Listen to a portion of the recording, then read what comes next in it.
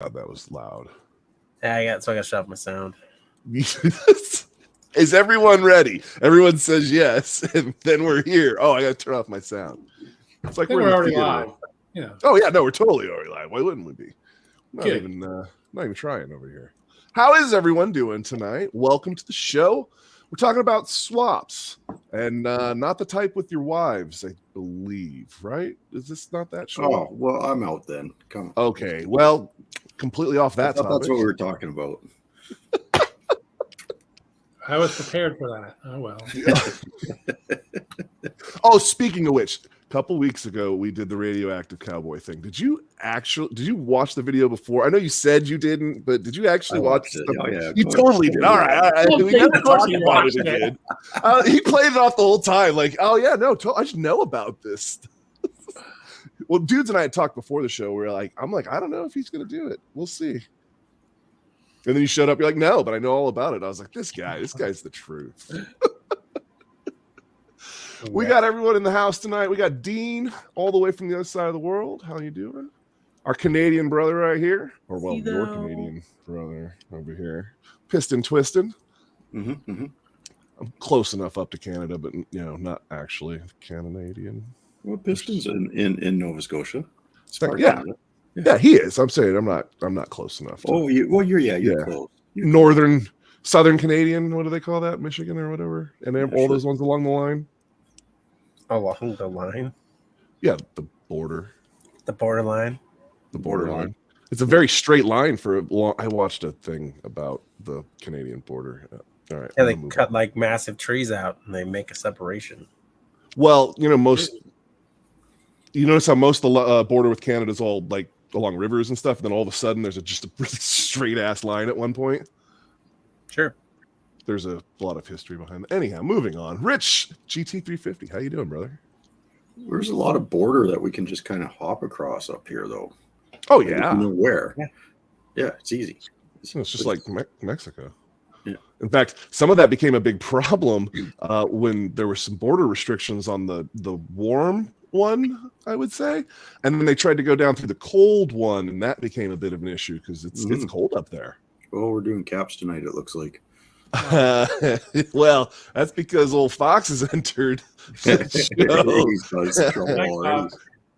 Well, my buddy Jared is a big Caps guy, so wants to make sure his voice is heard. Everyone in the house. So, how was everyone's week? Everyone doing good? It's all right. I was a little tired. Didn't get as much work done as I'd like, but I did make some progress on the Parisienne, which has an LS swap now. It always had an LS swap. What? When did it become identified as now? It's been done for a while. Been done? Been done. Well, I mean, the car's been sitting for 38 years with no. Came from the factory with an LS swap. So now it has a 5.3. Well, at what point is it LS swapped? When you just set the thing in the car and it's just set it? Because I have a lot of things that are swapped with the motor just has to set in there. No, that's not swapped. It has to be functional. Okay, so we're going with now that it's functional, we're calling it swapped. Well, we need to identify our parameters for some of the terms in our. Look, otherwise the engine's just kind of resting there. It's just I'm going to set an LS motor in the back of my small block Chevy pickup and be like, it's swapped. Well, that's just stored in the back of your pickup truck. Yeah, that's just hoarding. Totally swapped. Is that how it's going to get away? First of all, I don't believe this at all because you're mentioning that you have an LS motor. I know how opposed you are to such things. So, here's the thing. He's not really opposed to swapping LS motors. He just wants to hater boy on the other side. And see, that's why I named this not LS swapping. It's about swapping because everyone's about swapping engines and making things cooler. Making horse. Even if you're not into, he's not into swapping LS motors, but he is into swapping big blocks into things. Yeah, big blocks belong in everything. But big blocks can't fit in everything, and that's where the LSs have their niche. It fits a ship. I do want to make it clear which side of the argument I'm on.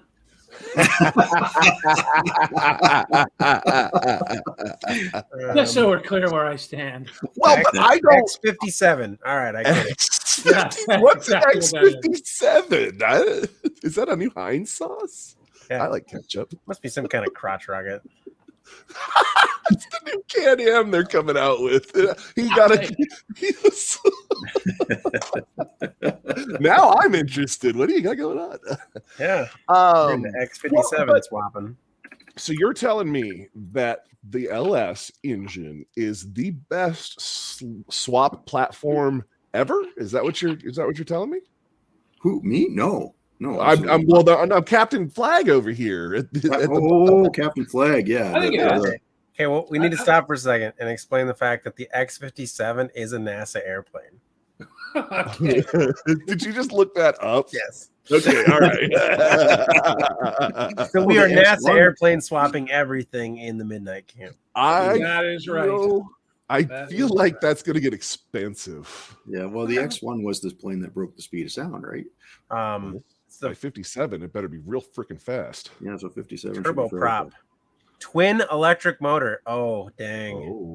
Oh, you're electric motor swapping things now? Oh, you know what? That's not. This is not going well for you, Flag person. I am definitely anti-EV swap.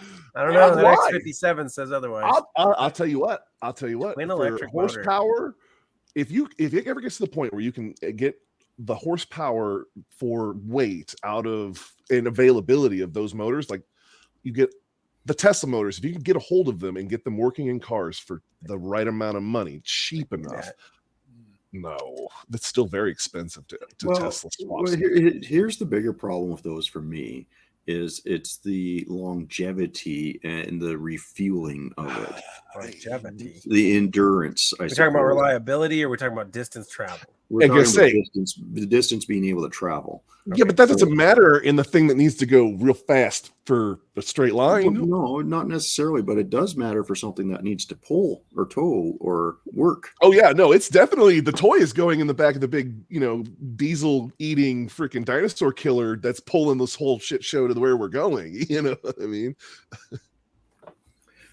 Well, this is Rich is saying that the LS and the Coyote are sisters. Yeah, maybe evil stepsisters. I don't think they have that much in common, honestly. I thought the LS and the Godzilla are the cousins. The Coyote's the mod motor, I thought.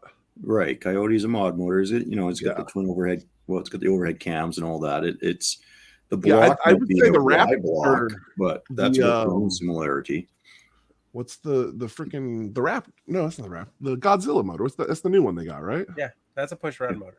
Yeah, so Ford kind of like did the whole LS thing and was like, nah, that's not a great idea. And then, Chevy's like, yeah, we think it's a good idea. And then made it, what it is. The reason so why did everyone before LS's, why was small block Chevys the thing that they swapped into everything? Because it was cheap and easy. It was cheap and easy. It started out with 302 Fords. Exactly. And why were 302 Fords the one before? No, because it was 350s before. No. If we're going to go with this, we're going to start it back at the flathead V8 Ford. Okay. It was the original swap motor. And why was that the swap motor? Because it was a V8. And was it also because they were available? Like they made a bunch of trucks that had those, and so junkyards had those just in the junkyard. Ford was pumping stuff out like crazy, way ahead of everybody else when it came to V8s. And I think that is what drives who gets a swap and who becomes the popular swap is how available. Because right now, LS's flatheads were good motors. They weren't. Well, they were compared to other things that were crap at the time. I mean, it's like look at everyone's like LS motors are the best, but I mean, there are better motors now. So sure. Yeah. Well, yeah, but it depends what you're talking about the best. What are we talking? If we're talking best bang for your buck, no, LS is still 3,800 V6. Bang for your buck. I don't think so. I don't think so. I disagree. Your buck and your bang are really freaking weird over there. That's all I have to say. You could easily take that motor and make 500 horsepower and get them for free. Oh, Rich says look it up. He's saying that the Coyote and they were jealous. Yeah, okay, all right. He's very angry about it, though. I don't understand. No, he's just making sure he knows I'm hard of hearing. I want you to know trying to speak on this. Yeah. If you don't know how wrong you are, reference Google will let you know. Copy the voodoo for. Okay, so why have the Coyotes and the other ones not taken off as the swap key? Well, I guess because they didn't put the Coyote.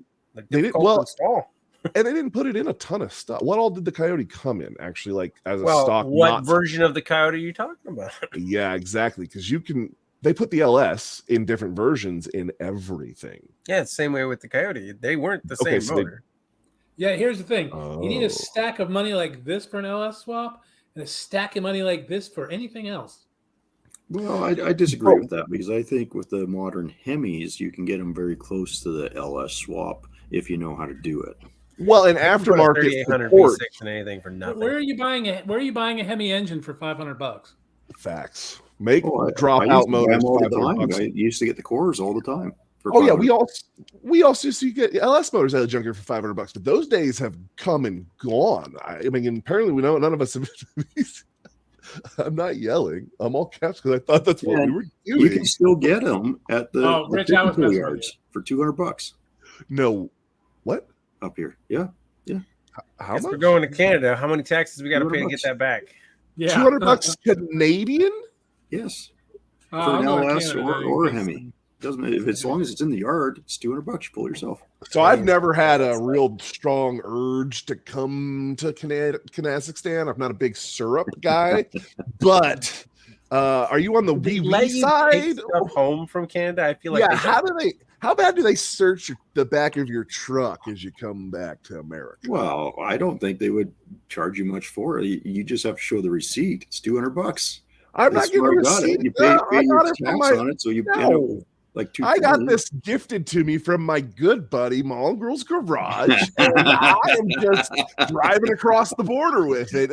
You know, I'll write you out a receipt. Yeah, I don't need a receipt. This is just these aren't. What are you talking about? You have to pay Canadian tax to get things back to America, or how does that work? No, you'd probably have to pay some American tax to get things back to America, some type of import tax or some. But I feel like that motor was made in America. It was made in both places. It was made in the U.S. and Canada. And Mexico and all over the place. Let's not those taxes have already been paid. Is that what you're going for? You're talking about tariffs. You have that argument with the border guards and let me know how it goes, dude. I mean, I'm going to have more guns. Why you have to pay sales tax don't behave, Rich. We don't like it. Yeah. Don't do your trade. Big job. Yeah. Joke. When the female Piston says something about nope. Yeah. Nope. Oh, he says he's going to behave, and then he says nope. Okay, well, that makes sense. Oh, that was what?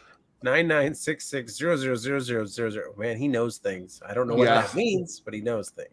That's a tariff code for saying that basically the taxes didn't get paid, I'm pretty sure, and that you're going to have to pay that.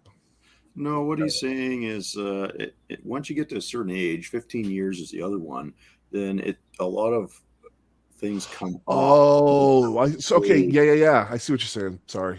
Yeah. Speaking of laws and kind of swap related, they have I don't know if you guys noticed they closed the Vermont loophole on titles. What was the loophole? Yeah, what was the Vermont? Bring us up to speed on what was the loophole, because I never heard of it. You guys didn't know what the title loophole was in Vermont? You could literally just apply for a title for any old car, something older than 15 years, and they would just send you a title. So you didn't have to be a Vermont resident? No, nope.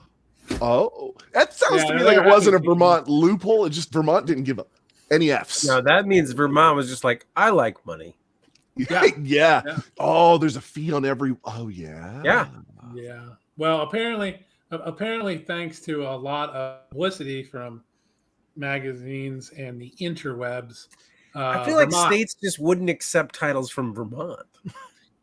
I think there were a couple of states that didn't, but for the most part, it wasn't a problem. Oh, here's the other thing: you could just leave it registered in Vermont, and they would send you tags.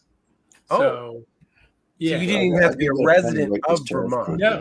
So Maine does this, or is it Maine or Delaware? I don't know. Maine, I think, does the same thing for trailers because all of my trailers are registered in Maine. Oh, my big trailers. Trailers, who cares?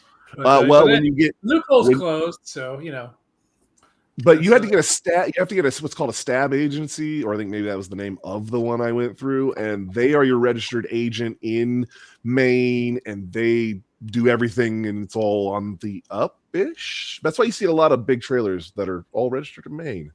So was Vermont, but apparently there were a bunch of people that were doing it with like brand new Hellcats. No, they would send people to the DMV to run through a whole bunch, and those people would get really nasty with the people in Vermont DMV. To the point where they had to call the cops a few times to haul these people out of the DMV. So basically, people are going all the way to Vermont to get their cars. You can't do this on the phone? Apparently you can do it that way, but there were people that were. You can read about it on the Vermont's website, but anyways. It's better. I like it better. I feel like I need to listen to you tell me. Yeah, I like it way better when you tell me the story and we poke holes in it. So if you could just, I mean, you can poke all the holes you want, but the fact of the matter is, the DMV in Vermont says, "Hey, we're stopping this because we have all these people coming to our DMV that don't live here to get titles, and they're acting like a bunch of a-holes." So they ruined it for everybody, kind of deal. Yeah, they ruined it for the rest of us. I want to know who goes all the way to Vermont to be an asshole. And that aren't smart enough to understand how like the internet works. They closed up that loophole at the end of June. So. Oh yeah. Huh. And apparently this has been going on for several years. I feel like Bill Omega, I should have went and titled in Vermont. If you have anyone if you know anyone that has an address in Florida, you just register it in Florida. You just need somewhere to collect your mail and send it to you wherever you are. So the loophole we have near us is South Dakota scrap yards essentially have to hold a vehicle for 7 months before they can claim ownership of it. And then they can resell the title essentially. Oh. So if you just get a hold of somebody that works at a scrap yard and you go place the car in the scrap yard, put it under their name for 7 months, pay a fee, then they give you the title back and now it's yours legally sold to you from the scrap yard. You can here you go, dudes. This is why it wouldn't work for you. Ohio would not accept the titles in your name if you never lived there. And I know Iowa is not. Your state does not mess around with its DMV. There's no way you can do it in yours. There's different things you can do there, Fox. Like you could just wash that through another state that does take it. Well, that's what I'm saying. Florida accepts everything. Just run. Here's the problem. If you have any tracking systems at all to where a state is going to request information from another state and see that this thing's been title jumping through states, that's going to raise a lot of red flags. I hate to break it to you, but I don't think the states share that information enough to actually see any Iowa does. Well, of course, I know we've talked about Iowa. They are the Nazis of freaking DMVs. I get it, but Florida is down there drunk and giving out paperwork. You have to have a signed bill of sale, or you can't even register your car. Florida doesn't even think you need windshields. It's like, yeah, they're really optional. Whatever. So on that, Iowa says you don't need a windshield, but you need operable wipers.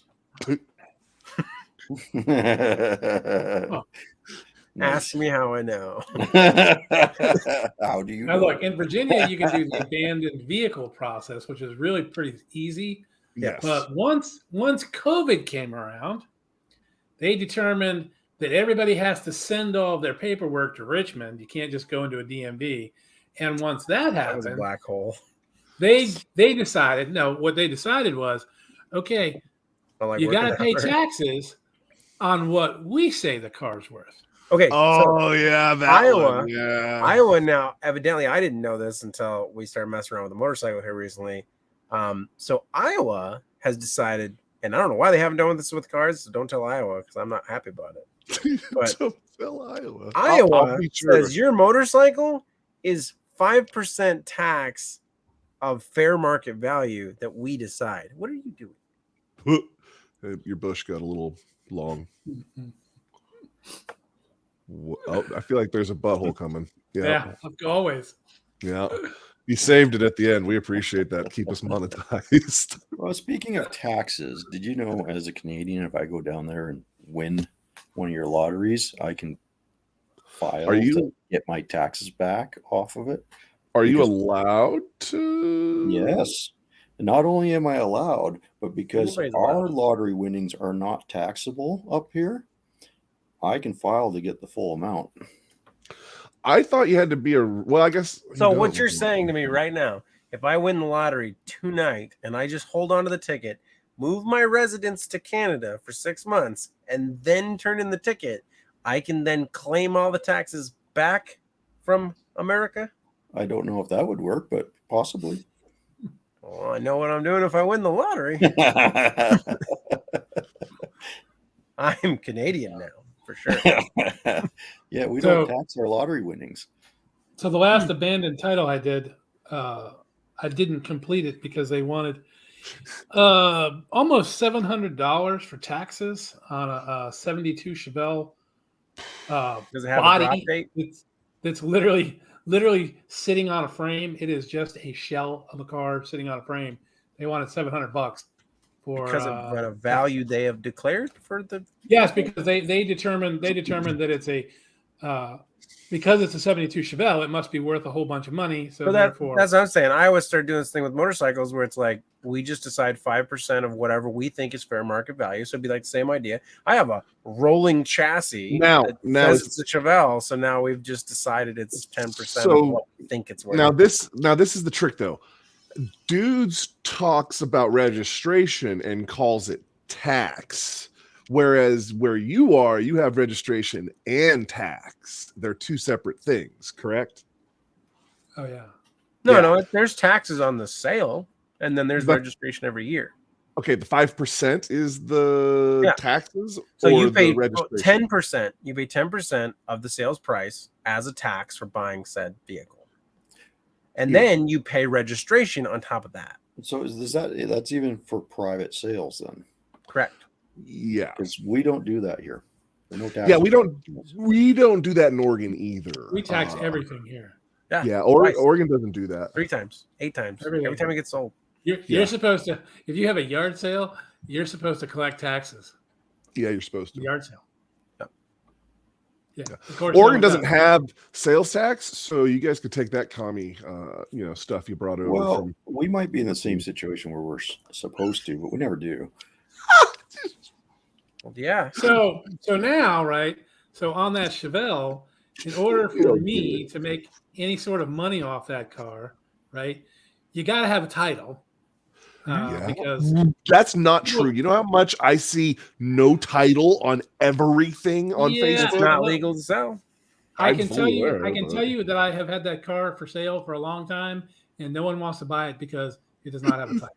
If I had a title, the thing would be gone. So now, back to the swapping. I need to put an LS engine in it and to make it worth selling and paying all that money for taxes. So you could sell me a Chevelle right now without a title, and I just have to figure that part out. Yeah, that's sell too. Come get it. I thought you were getting rid of. I have spent the last week in the garage that where it ends up for you, going through a hoarder's paradise, and buddy, it's not a good look. I kept seats out of a camper van today, just so you know. Oh my God, let it go, man. It's not for me. I'm keeping them for a friend. Oh my God, it's so bad. It's not for me. What's this friend's name? I'm not sure yet. We'll figure it out. Horatio or Duratio. That's who it was. It's for Duratio. I was hoping you were going to use that name from a couple weeks ago. The Duratio. Thomas. But I think back to one of the points though is Chevrolet has owned the swap world since the small block Chevy came out. See, he's going to fight you on this. People were so. Yeah, I have to agree. I do too, but I'm a Chevy fanboy. So. Yeah, but I'm just saying. I mean, for the money. For the money, it's it was a small block Chevy for a long time, and then of course people had to put big block Chevys in as well because because they had a bigger pecker. And a now bigger it's engine LS. bay. A bigger Then, engine then bay. it was too. LS, but look, now it's LT. Everyone who was doing LS swaps, they've all moved on to the LT platform. Are they That's what they're doing. though? Have they? I feel like Oh, that's- yeah. I think No, when you I look for- feel like those are these kind of people. Yeah. Mm. Yeah, like I'm high telling you what. end. Who do you know that's done an Everyone's LT like, swap? oh, the LS swap's already been done. Now we have to do LT. So I remember when everybody you was have a doing big pile of money- LT1s and Yeah, but LT TPI swaps, motors and acting like that was a cool thing. like putting them in the other thing. People Like swap taking a LT motors? 92 Firebird motor with TPI 350 with 240 horsepower. That was very common. Swapping them into something like, oh my God, I have 240 horsepower V8. It's amazing. and I had to wire all this junk. Oh, yeah, I'm not talking about that LT motor though. I know. Yeah, that was a weird thing. We don't. Opti We don't. Spark. All I We know don't talk is about that those things. no one gives you any crap at all for LS swapping stuff. Well, when I Other than LS swapped my Z in 2010, I never got a hard time about swapping it. I had no one give me, oh man, I can't, another LS swap. Not back then. Show people now and act like you didn't do it back then. They're gonna say, oh, dude, the people see it now and they're like, oh my God, this thing, what were you thinking? And then they're like, yeah, and it's LS swapped. And I was like, so you look at this and you're like, oh, it's so old and dated. And then you think I just LS swapped it now? Yeah, that's a funny thing about LS. That's a funny thing about swapping engines in general is the people that are just like, oh, LS swap, oh, small blocks swap. What's wrong with you? Yeah. Well, but there was a time when LS stuff came on heavy and really was taking over. Small block Chevy stuff was so cheap. The bottom just fell out. Like you could build 350s, you could build 383 strokers for you couldn't there at the end. give them away. But, you couldn't give them away for small block for a even while. though there is some negative connotations to the LS swap now, there's still a lot of people support it. Like, I mean, you still have the whole Holly LS swap. Except for these guys, the Ford guys. I'll tell you right now, if Ford made a motor that was cheap, plentiful, and easy to make good horsepower and could fit in a lot of shitty Japanese cars, and supported it.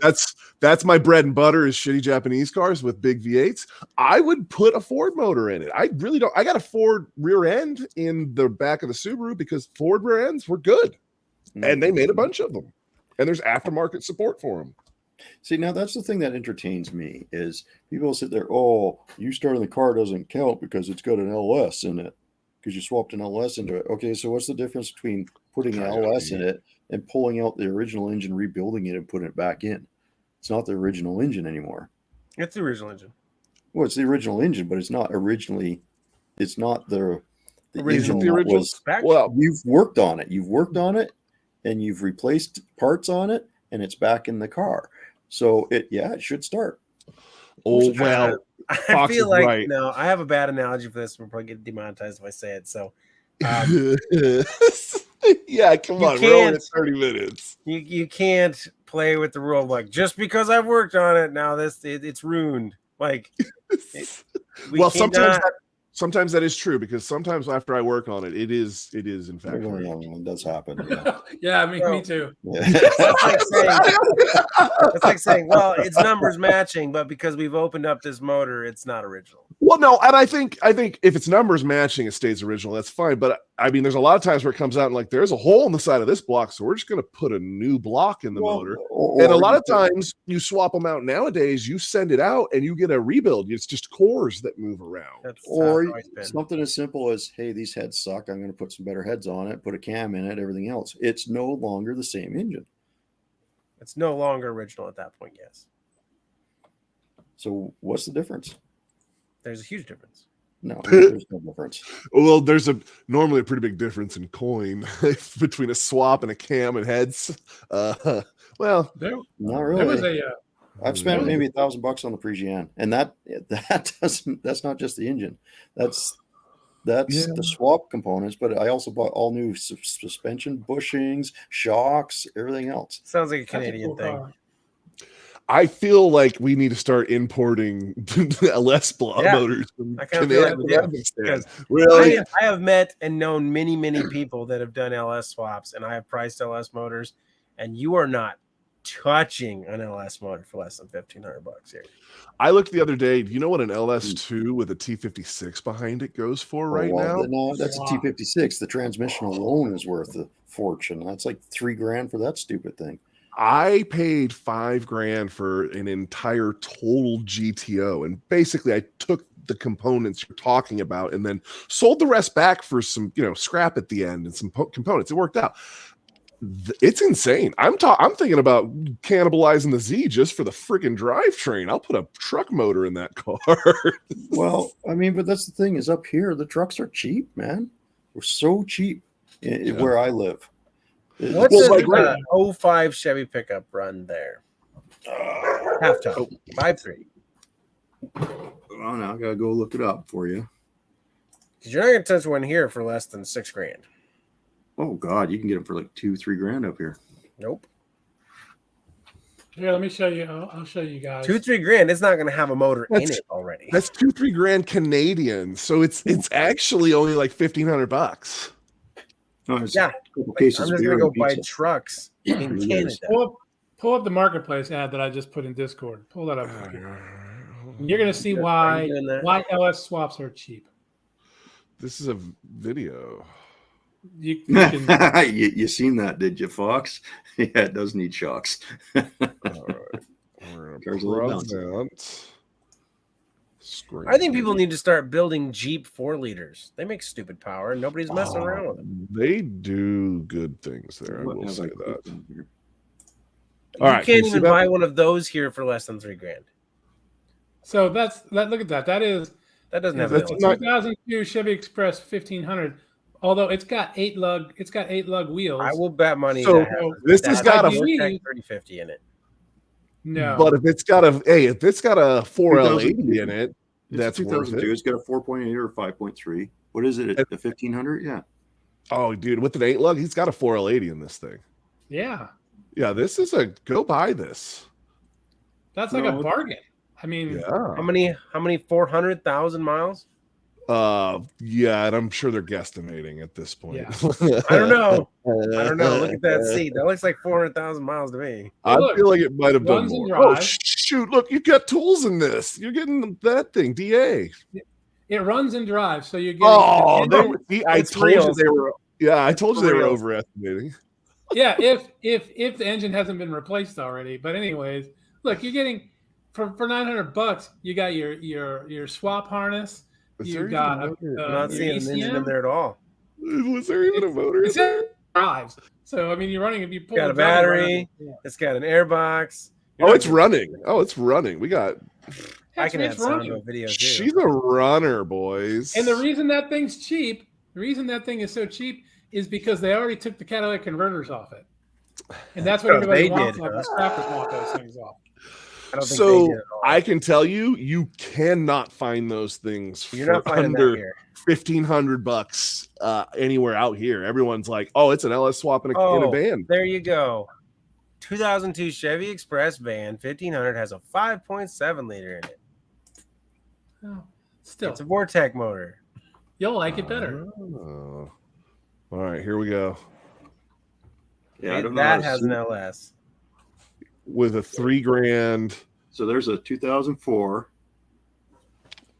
1500 for $3,000, and it's got 280,000 kilometers on it. What does that equate to? Give us that in real numbers, not funny made up numbers. Let me get the calculator out, you babies. Kilometer to miles. That's 173,000. Oh, that's just broke in. She's ready for boost. Now, I wish, Fox, this has been up here forever, but the JZ motors, I wish they were not so expensive. See, I could buy that truck for $3,000. I couldn't get it across the border for another 1,000. So we're back to American money again. Yep. What's the equation? What's the equivalent money there? Because that's Canadian rubles. But here's the trick with it, though. If you get it across and you're going to cannibalize it, you don't need to pay the taxes on it. I mean, I probably shouldn't say it. Probably shouldn't say it like that. Smuggle it. I'm smuggling LS motors in. That truck is more than 15 years old, so you're fine. That's true, I guess. So you have a different standard of dollars to LS motors in Canada. Apparently. Because in the Midwest, nope. You can't touch a four-wheel drive truck that cheap. So period. Ford had a 2-liter that made 1,000 horsepower back in the 80s. And how? I mean, did it not make it for very long? Well, why was that not a thing that more people know about? I mean, they also had the Cammers back in the 60s. So I will say the little Ford hatches, the little sporty hatches, are actually pretty fun little cars. Got a 2.7 liter V6 in a Ford right now that runs pretty hard. Yeah. Tim Windsor, what is up, brother? Welcome in. Yeah. You're missing a riveting conversation. So we're only classifying as it's a good swap because it's cheap. This sounds like a bottom bidder. Expensive for me to go. That should be the trick for it. Every build should be the cheapest horsepower you can get. Who says, you know what I want? I want to spend the most Lamborghini motor. That's not true for price to horsepower. We're not talking about price. We're talking about best motor to swap into anything. No, if you're going to do that, have you seen the Lamborghini motor? Not Lamborghini, the Ferrari motor that was swapped into that BRZ? Yeah. The Drift guy had it. That thing was so awesome. We're only talking these swaps are good because they're cheap. Yes. Well, not just cheap. Let's use the word inexpensive. Because they're inexpensive, they're reliable. Price per horsepower. Easily. The price per horsepower is that's the equation with this one. I mean, I actually want to see the weight and horsepower of most of these LS motors because I don't think they add up. Oh no! The trick is with that. You have to put a Hong Kong, squirrely boy in the front of these things. Sushi slicer, whatever you want to call it, the Wing Wang twins, but most people aren't doing that. Okay, let me ask you this. You are underestimating that. Your stock small block Chevy, your average run-of-the-mill small block Chevy that you can just go buy, do absolutely nothing to. How much horsepower does it have? 200 horse. Yeah, give or take. Okay. So, and it has cast iron heads. Yeah, and a cast iron intake. Mm-hmm. Your 5.3 has 300 horsepower stock. Look, this guy's looking up shit. He's got numbers in front of him. I don't feel like it does. I've driven a lot of LS motors and they're dog shit. Oh, he's such a hater. He's got a 6-liter in that truck of his, and he talks all the crap on it.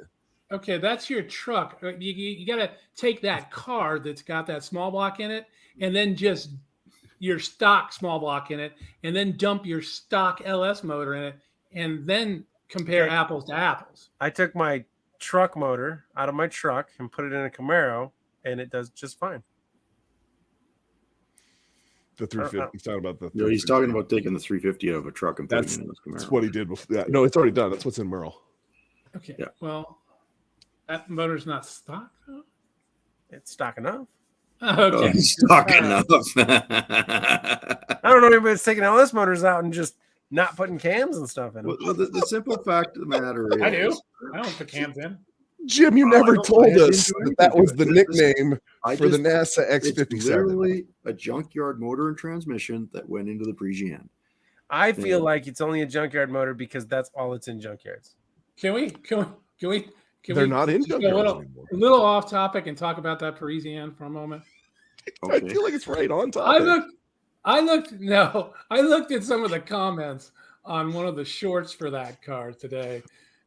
You titled the short Pontiac Impala. Yes, right? I did. Yeah. And there were a bunch of really not so smart people commenting on that. There's a few. He said there was a few. I mean, he says in the video, "Oh, I'm just kidding. It's not a Pontiac Impala. It's a Parisienne." One watches. And then everyone, even in the comments, are like, "Well, that looks, man, it's a Bonneville, or that's a." Maybe that's the 2 million view video right there. Chevy Mustang. Watch how fast it goes. Oh. Yeah, well, I mean, it got a lot of looks for sure. Yeah. A bunch of people screaming about Pontiac Impala. Well, that I don't know. That one's got a few, I don't know, 15,000 or something like that. But Yeah. Hell yeah. the one with my dad starting it has about 300,000 views. Nice. Because the story behind the car is the car was bought by my grandfather. And then when my dad turned 16, Grandpa went up to him and said, "Hey, you got $1?" And Dad said, "What do you need $1 for?" He said, "Just give me $1." So Dad gave him $1. Grandpa gave him the keys and the bill of sale of the car. Nice. So that was Dad's first car. Nice. And then at 14, or however, now this is where the story might vary between my dad and myself, but I say I was 14 at the time, and I was looking at the car sitting in the field. I'm like, what's the story with the car? And Dad's like, "Give me $1, I'll tell you." I was like, "I'm not giving you $1." He's like, and you'd never heard this story up until this point? Like he's been like sitting on this inside no, he joke? never told me how he got the car. Okay, yeah. It's even better. That's even better. I knew nothing of the car at the time. It was just this abandoned car sitting out in my grandfather's field. So I argued with Dad for 5 minutes, and he started getting kind of angry. So finally I gave him $1, and he gave me the keys to the car. And then it's always got to argue with me about things. And then when my son turned 12, we started talking about, "Hey, we should look at getting you a car. Do you have $1?" And he's like, "Yeah, here you go, Dad." So it's technically his car. Well, not legally yet, but it's his car now. So it's been in the family for 4 generations. But for myself, my dad, and my son, it's our first car. You got about $3 in that car. So it's $3. Now, did any of you actually drive it when you owned it? Oh, Dad did. Okay. And But when I had it, I was fixing it up in high school. Yep. And I took the 283 out. I put a 327, what I thought was a 327 in it. Was not a 327. Yeah. They didn't have the internet back then to check numbers. No, it was on the old. It was from the flyers, the kind of a Craigslist type thing, buy sell they called it back then. Yeah. And so I put $1,000 in this thing back then in high school, which was a lot of money back then. I rebuilt the brakes. Whoa! 1,000 Canadian 40 years ago? That's a lot. 38 years ago. Listen, he wasn't here. I had to slip in an old joke in. So, and I got it running, and I got it driving, and I was going to start driving the car, and I was taking it from where my parents lived, back to my grandfather's farm, and it started knocking. All right. And I found out later that, that was one of those spray can rebuilds lately on that 327, which turned out to be a 350 out of a Camaro 67 Camaro SS that someone had thrown smogger heads and stuff on. So I did end up selling that engine, I don't know, about 5 years ago, even though it's locked up, seized, whatever, it's garbage as far as I was concerned. The guy had a 67 Camaro. He's like, "I'll give you $500 for that engine. I don't care if it's not original." Okay. But you're going to stick on that from earlier, as that's where he's been for the last. And the reason he did that is because waiting for that comeback. The production numbers were close enough that it could have been a factory replacement block. So it doesn't matter to you. It doesn't matter to me. Listen, he sold it to somebody that way. Close enough to his. Somebody freaking believed that. I did this. I kind of did the same thing with a 67 Firebird and a 69 Firebird. The 67 Firebird had a 69 Firebird 350 in it, and the 69 Firebird had nothing in it. So I took the motor and transmission out of the 67 and put it into the 69 to make it original. Yeah, but and here we go with props, right? This is why. I sold as long as it falls 283 in that year range. I sold a Corvette 283 to a guy out of a 57 Chevy. He was going to put in a 57 Corvette because it was a Corvette 283. I went, "I don't care. Give me $500 to make extra money off it." Oh, it was seized. I had to beat the pistons out of it with a hammer. So then you did make extra money off it. The thing is seized, and you sold it for $500. Yeah, and he just wanted it because it was numbers matching. Matching Corvette 57 Chevy motor.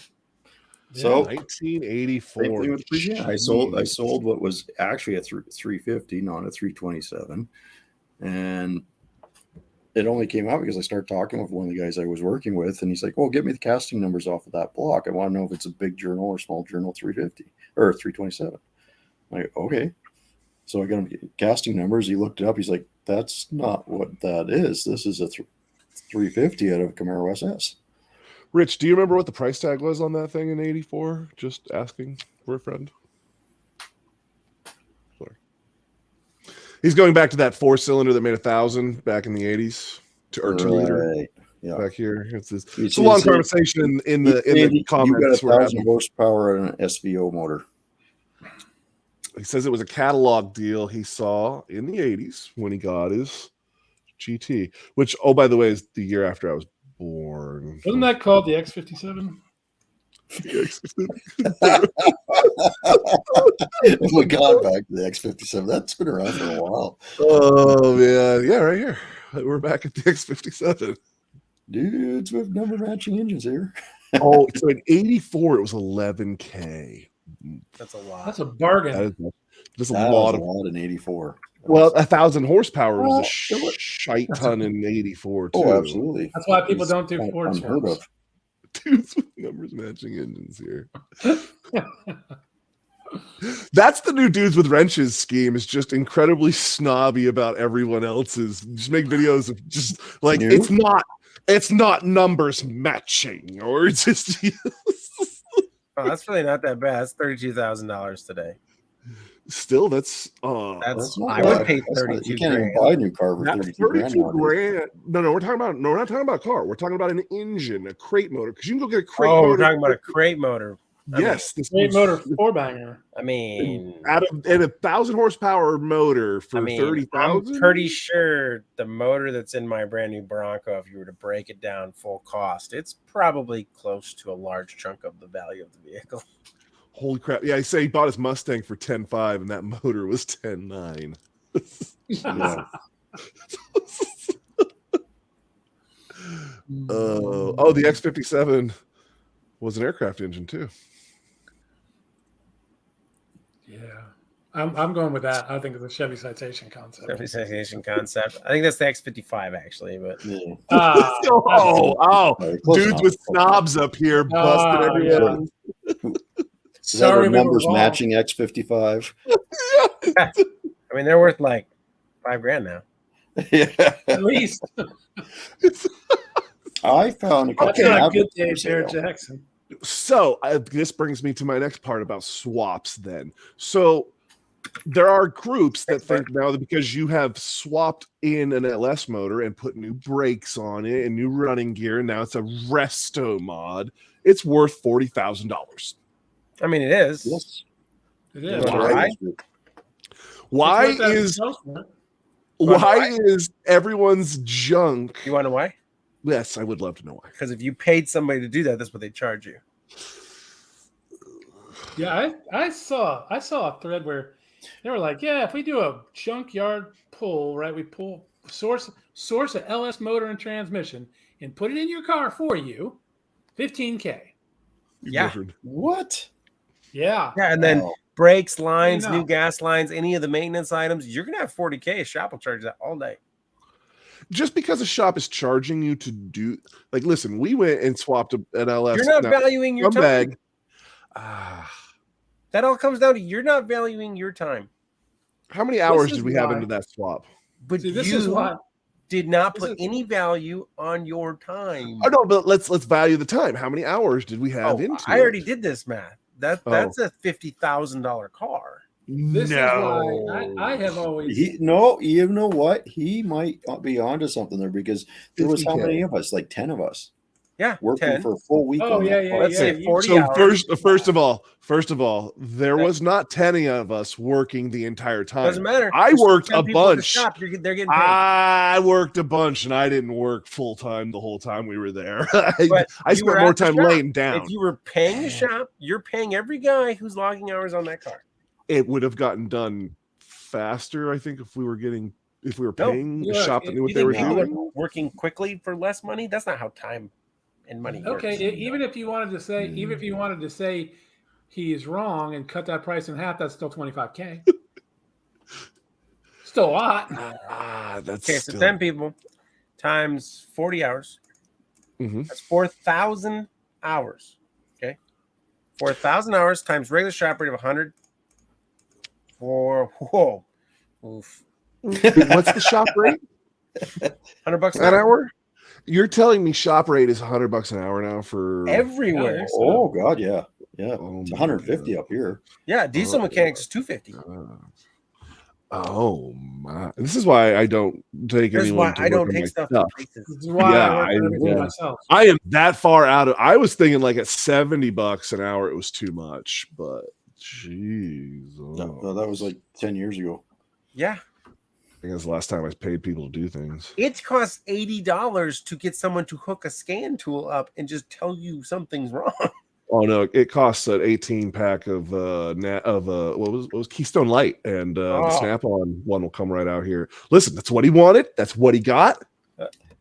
Well, except for and I got it plugged into my truck.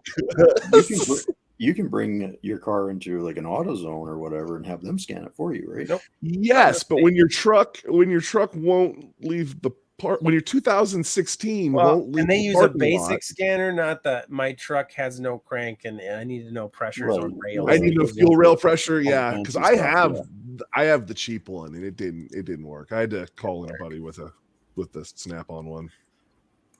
And did you get your truck fixed? No. Still It's no. really broken. Well, no. So No, it is.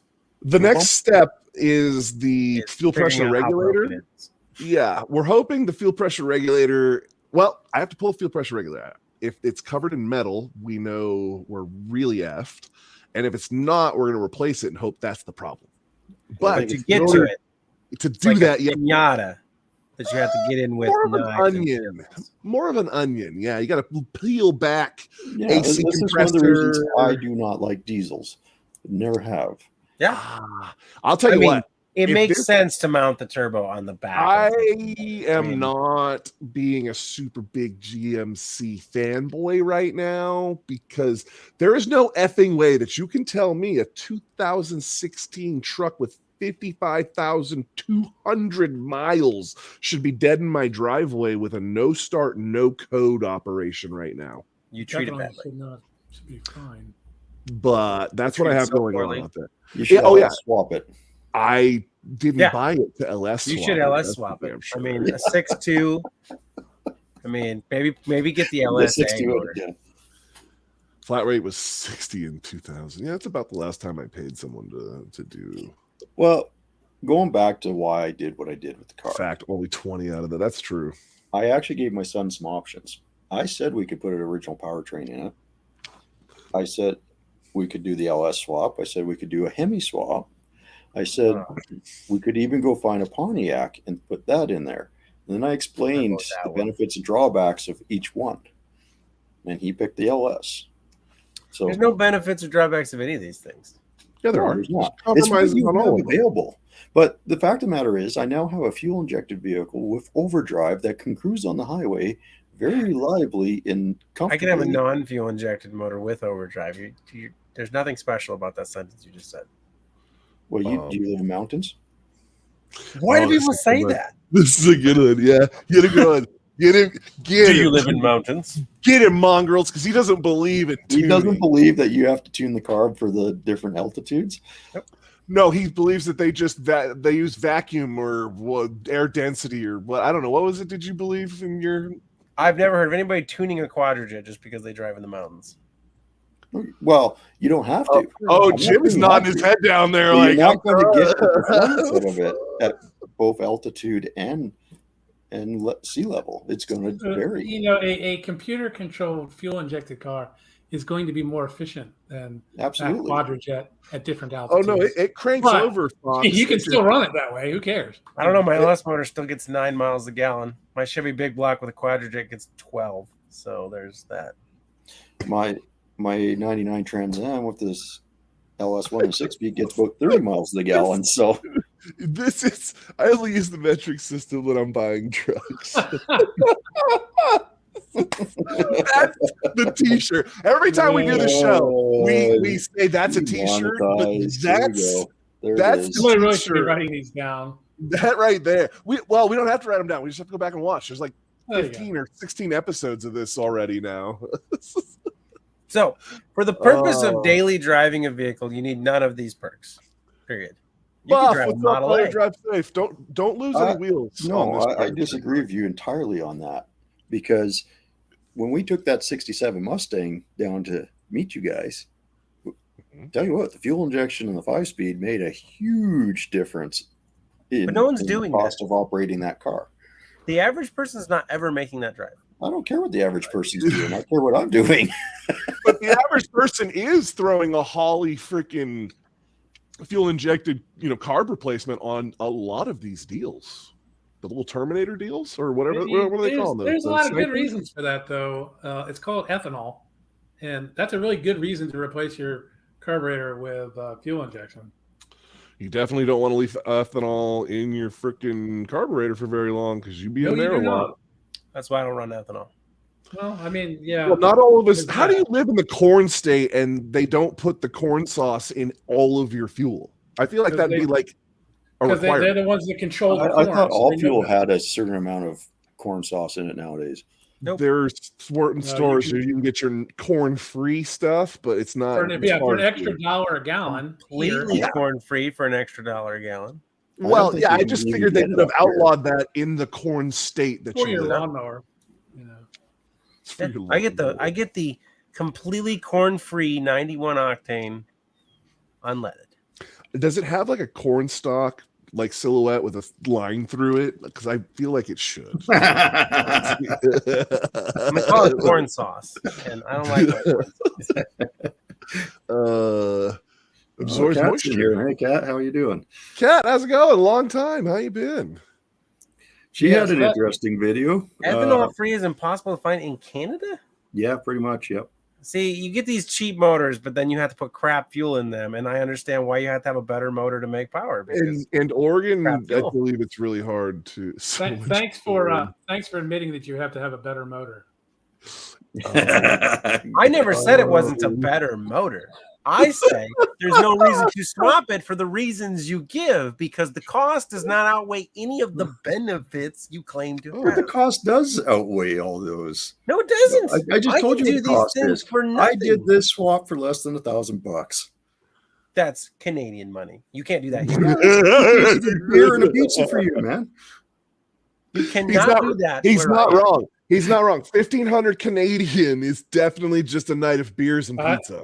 I got a 5.3 with a 4L60E with the harness and the ECM for $600, and the only thing I need to put that in is a pair of swap motor mounts that are $29 on Amazon. Yeah, And like fuel $30. pump, and Depending on how you you gotta cut it, adjust I mean, everything. You gotta you can program cut it it. up a You million don't have to ways. program it. You're using the factory stuff.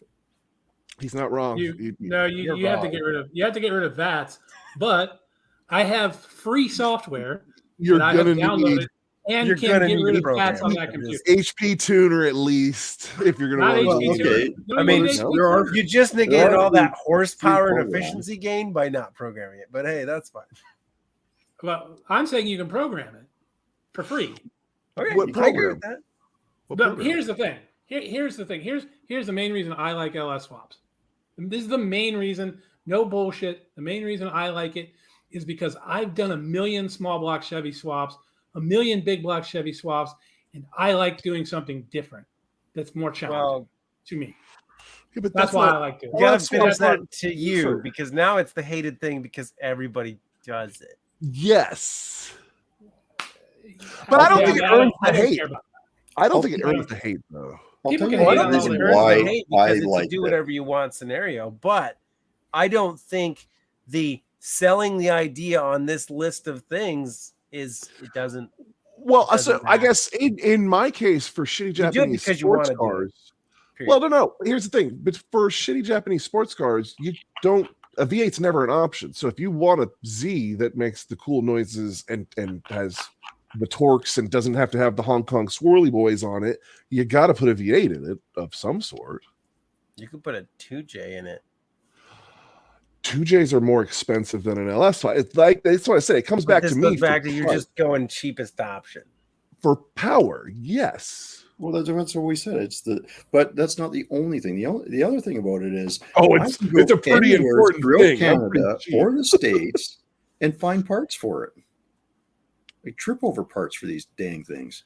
He's not wrong. You can go to any well, this is what makes it a swap nice, and the cheap is nice, but you can go to any AutoZone and they have parts for all of those LS motors when you need a part, which is nice when you're broken down on the side of the road in wherever Kazakhstan, and you can go into the what did they call them up there? Freaking, they're not AutoZone there, are they? We got Napas, we've got and you can get parts. Whereas you've done some obscure freaking 25-year-old freaking car, like right now, go find your parts for your front. Go get your ball joints for your Fairlane dudes. Yeah, that is exactly what I was going to say. That thing, yes. So there is something. Yeah, how long? For how much? And how long? $125 a piece. And didn't you buy a whole nother car because it was cheaper? Yeah. No, that car wasn't cheaper. Okay. He says I just bought another car. Yeah. I was, earlier this week, 200 inline six. There you go. Yeah, you swap that. I was looking at my 48 Cadillac for a while, and I realized that looking at the ass end of it, the driver's side is a lot lower than the passenger side. That'll happen. And so I went and pushed down on the driver's side, and it didn't move at all. It's nice and springy on the other side. So the leaf spring is completely shot on the driver's side. And so I started looking around to see if I could find leaf springs for a 48 Cadillac Series 75, and they're not cheap. Get them made. It's cheaper to actually get them made. Yeah, probably so. Yeah. I did find a place that had all the specs for them. Yeah. So I'm going to see if I can find a place. There's a lot of trucking companies that'll just custom make leaf springs way cheaper than what you can buy an old set for. Yeah. They're not cheap. And that brings us back to exactly what we're talking about with LSs and them becoming not the cheapest and most readily available motor in the junkyards anymore, because the days of, LSs, as far as the eyes can see in a pick and pull, they've come and gone. So my fundamental problem with LS swapping the world is you must do it for these reasons, because if you don't, you're just dumb. That mentality is what's making people hate LS swaps. You can do whatever you want. I feel like there's a lot of people that just want to hate, and that's why they hate on it. I agree. Because it's become expensive. It was the once inexpensive option, and now it's become a very expensive option. Okay, but what is a less expensive option now? Chevy 305. You think so? Chevy 3800 V6. You think so? Because I don't think you can get them delivered for $100. I don't think the availability. Okay, so and now you've put it in. How do you control it? Well, that's easy.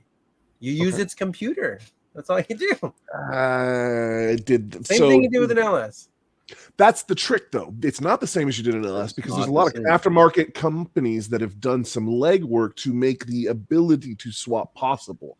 That's why you didn't see a lot of Hemi swaps in the beginning, because a lot of people had a hard time with the variable valve timing on the Hemis, and they would just lock out the cams, and that made that motor a brick. So it was cool. You had a Hemi swap, but you couldn't actually make it do what you wanted it to do, because using the stock computer was. I think that the bigger problem was it just wasn't that supported. When you get right down to it, the Hemi is not much different than an LS. No, but the aftermarket support is what made absolutely. But I can do a Hemi swap for just about the same price as an LS swap. I can. Yes.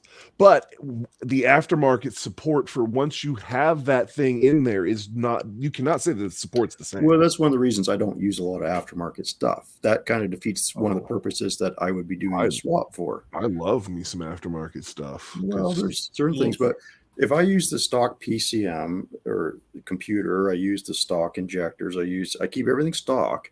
That's what makes it easy to find parts for this stuff. Yeah, that's where if I take the car on a road trip or anything else, if I put like a whole ecosystem in it and the computer dies on me, well, I'm stuck. Oh, you're screwed. You're screwed if you need a computer, no matter what. So if I have a LS computer die on me, well, I'll just head over to a junkyard or head over to the parts store, and I can. But that doesn't work if you got to tune the VATs out of it. If you got to tune the VATs out of it, well, I'm gonna have the HP tuners with me because I've used it anyways, right? If you got it with you on a kind of a screwdriver for the mountains. You can use PCM hammer and jeez, dude, PCM hammer and just keep a copy of your ECM and just blast it down to any other ECM you want. Well, yeah, and Kat mentioned something here. The 03 to the 08 Hemi didn't have the variable valve timing on it. There you go. Yeah, you don't want that one from the truck. That's the one that blew up all the time. You want the one from the station wagon. Oh my God, the rumors. That's not a rumor. That's a fact. No, there's a recall. Facts. There was a recall. I will admit that they might have had a problem with dropping valve seats if you overheated them. Might. I will also admit that the 09 and up had a problem with their cams, but usually not till you put a lot of miles on them. Jesus, a lacquer thinner. I had a lot of friends that had the 03 to 05 Hemi, and they had lots of problems with them. But most of the Hemis I've owned, I've got like my car's got, I don't know, 250,000 miles on it. Still car or truck? Well, I had my truck. Oh, my old truck that I sold to my buddies got about 350,000 miles on it. It's still fine. I had one that had over 200,000 on it. I had a 04. Listen, I've got one 55,200 miles on it. It's fucked. Yeah. What'd you do to that thing? Yeah, I think it's ownership issue. Because ownership. Yeah, it's ownership issues. I drove it on Wednesday. He tows a trailer. Yeah, I towed a trailer with a diesel. He towed a trailer. Yeah. I did corn juice in it. Corn juice would explain why the Dazzle doesn't want it. Yeah, that would probably not go well with the corn juice. That would. What'd you put in here? E85. It was the cheap diesel. It was the cheap diesel. Yeah. I would buy that in the long run. I would buy that if it hadn't been so long since I put diesel in that truck. Because the thing about having multiple vehicles is you go forever without filling them, and till they all need to be fueled, and they all need to be fueled at the same time. So it goes forever to I just spent a bunch. So it's like a $600 bill, and you're like, wow, I'm going to stop filling gas in vehicles right now. Yeah, exactly. Yeah, been there. That's right now. Yeah. Like I just drove my truck home. I'm like, I hope there's gas in the second tank. Click. Oh yeah, we'll make it home. Yeah. We'll make it home. Yeah, it's got a quarter. No problem, Fox. We figured it's about that time for you to go to work. You can always tell when it slows down on the Fox comments. He's driving at that point. Yeah. Yeah. Surprised we haven't seen Dean more lately. He was here earlier and then he's over in the John Wilburn live, I bet. I drove a 96 S10 Blazer to almost 400,000 miles. It never stopped running. I just stopped driving it because and now you've brought it was far enough for what it had done. It was done. If you want to swap something, you could put a 90s 4.3 in something.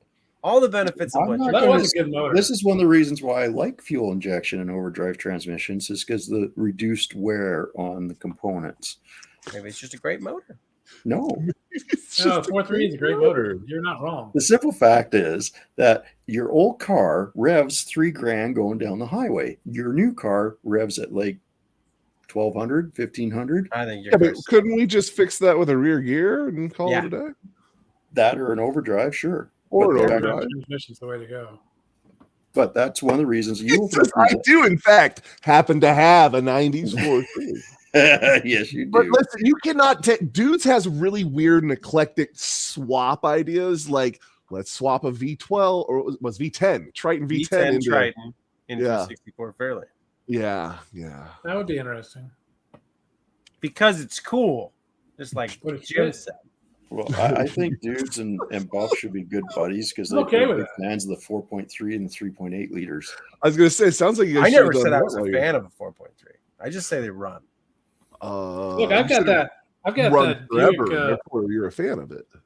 I've got that Buick straight 8 out in the woods. That's I'm going to find something to stuff cool. into. And I assure you, it won't be a Buick. The point. I'm completely fine with somebody saying, I'm swapping this because I think it's cool. Great. I'm not against anything at that statement. I am against anyone who's like, if you're not doing this for better fuel mileage, better economy, longevity. Who says that? Who are these people that you're talking? I've never heard anyone say that you have to do an LS swap because you're bad for over here. I want to know who those people are. I did it because I had it.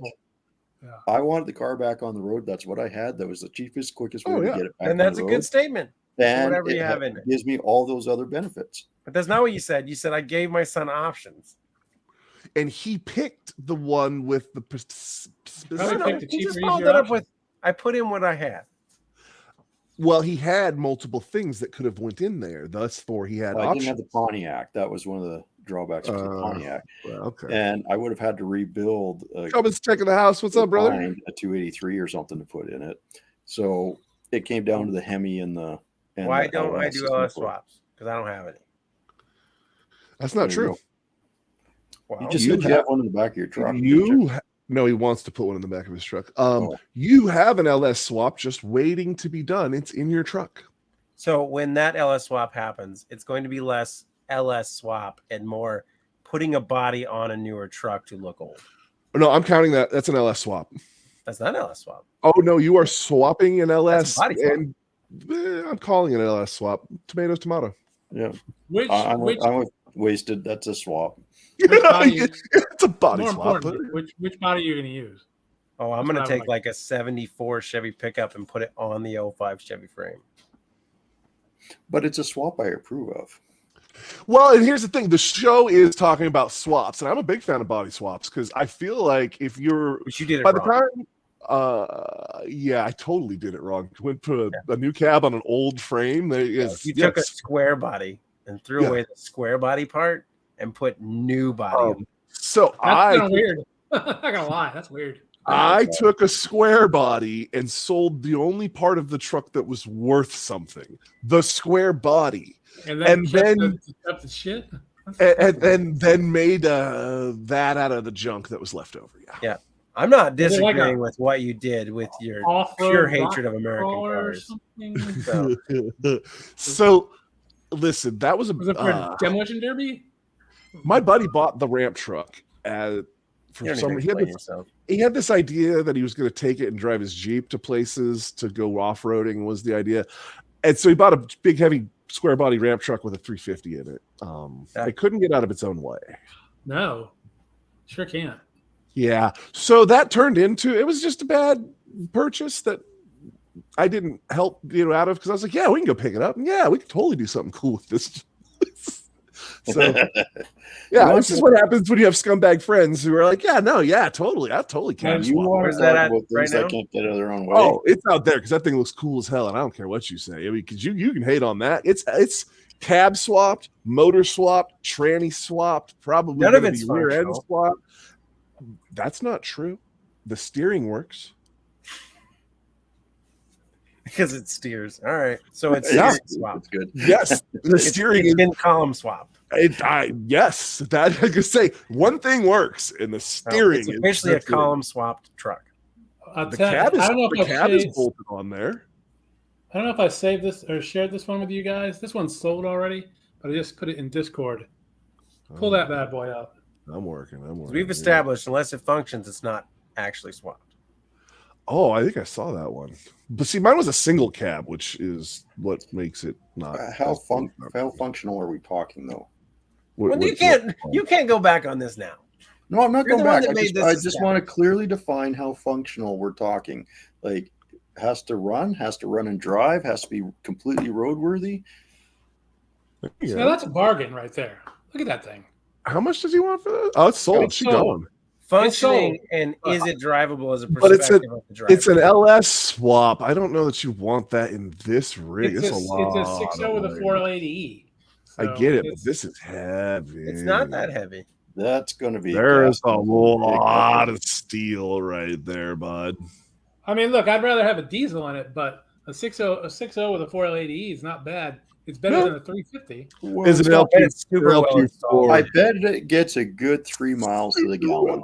I mean, I Yeah, bet exactly.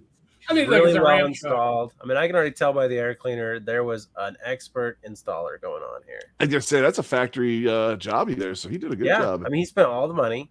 This wasn't just Look at the thrown in on fuse. a weekend. Look at the fuse breaker bar I mean, this right was there. done by an expert, a master craftsman. Listen, I can't even with you right now. What's your skill level here? I can hack an LS into anything. I mean, that's what the Parisienne is. It's a bit of a hack job. Well, but it'll he's work. got the Hydro Boost brakes on it too. Yeah, because it came factory there. Yeah, well, and they're still there. Well, there you Yeah, I can tell you for a fact that the Hydro Boost from then and the Hydro Boost from like the mid 2000s, it's all exactly the same. Yeah, Hydro Boost is Hydro Boost. Yeah, it turns out my truck has 2 systems of it in there because I saved them both, and they're both sitting in there that need to be stripped from one and hooked up to the other. The Brakes truck- have not been swapped. The truck that doesn't work or the ramp truck? The truck that doesn't work is all stock. The ramp truck has not been completed. Right. But the truck that doesn't work has Hydro Boost too, right? I It's a diesel. would assume I haven't looked at that closely enough to tell you for sure it's running that system or not. I've never had to really work on the Hydro Boost or this freaking truck until now, and I shouldn't be having to freaking work on it now. It's ridiculous. What are you talking about? My truck.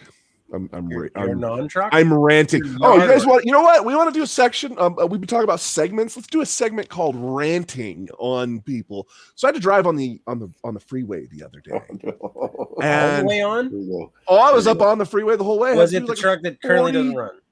No, I was in the Yukon, Okay. We've and we're established. driving back. It's afternoon rush hour for Southern Oregon, which is really not anything. So you chose to be there. No, I had an appointment that put me in Okay. a place that We're establishing this is not your fault. Well, it's kind of No. his fault. He accepted the appointment or made the appointment. It was for my back, and it made it 4 months ago, and then so yeah, no, that had to be done.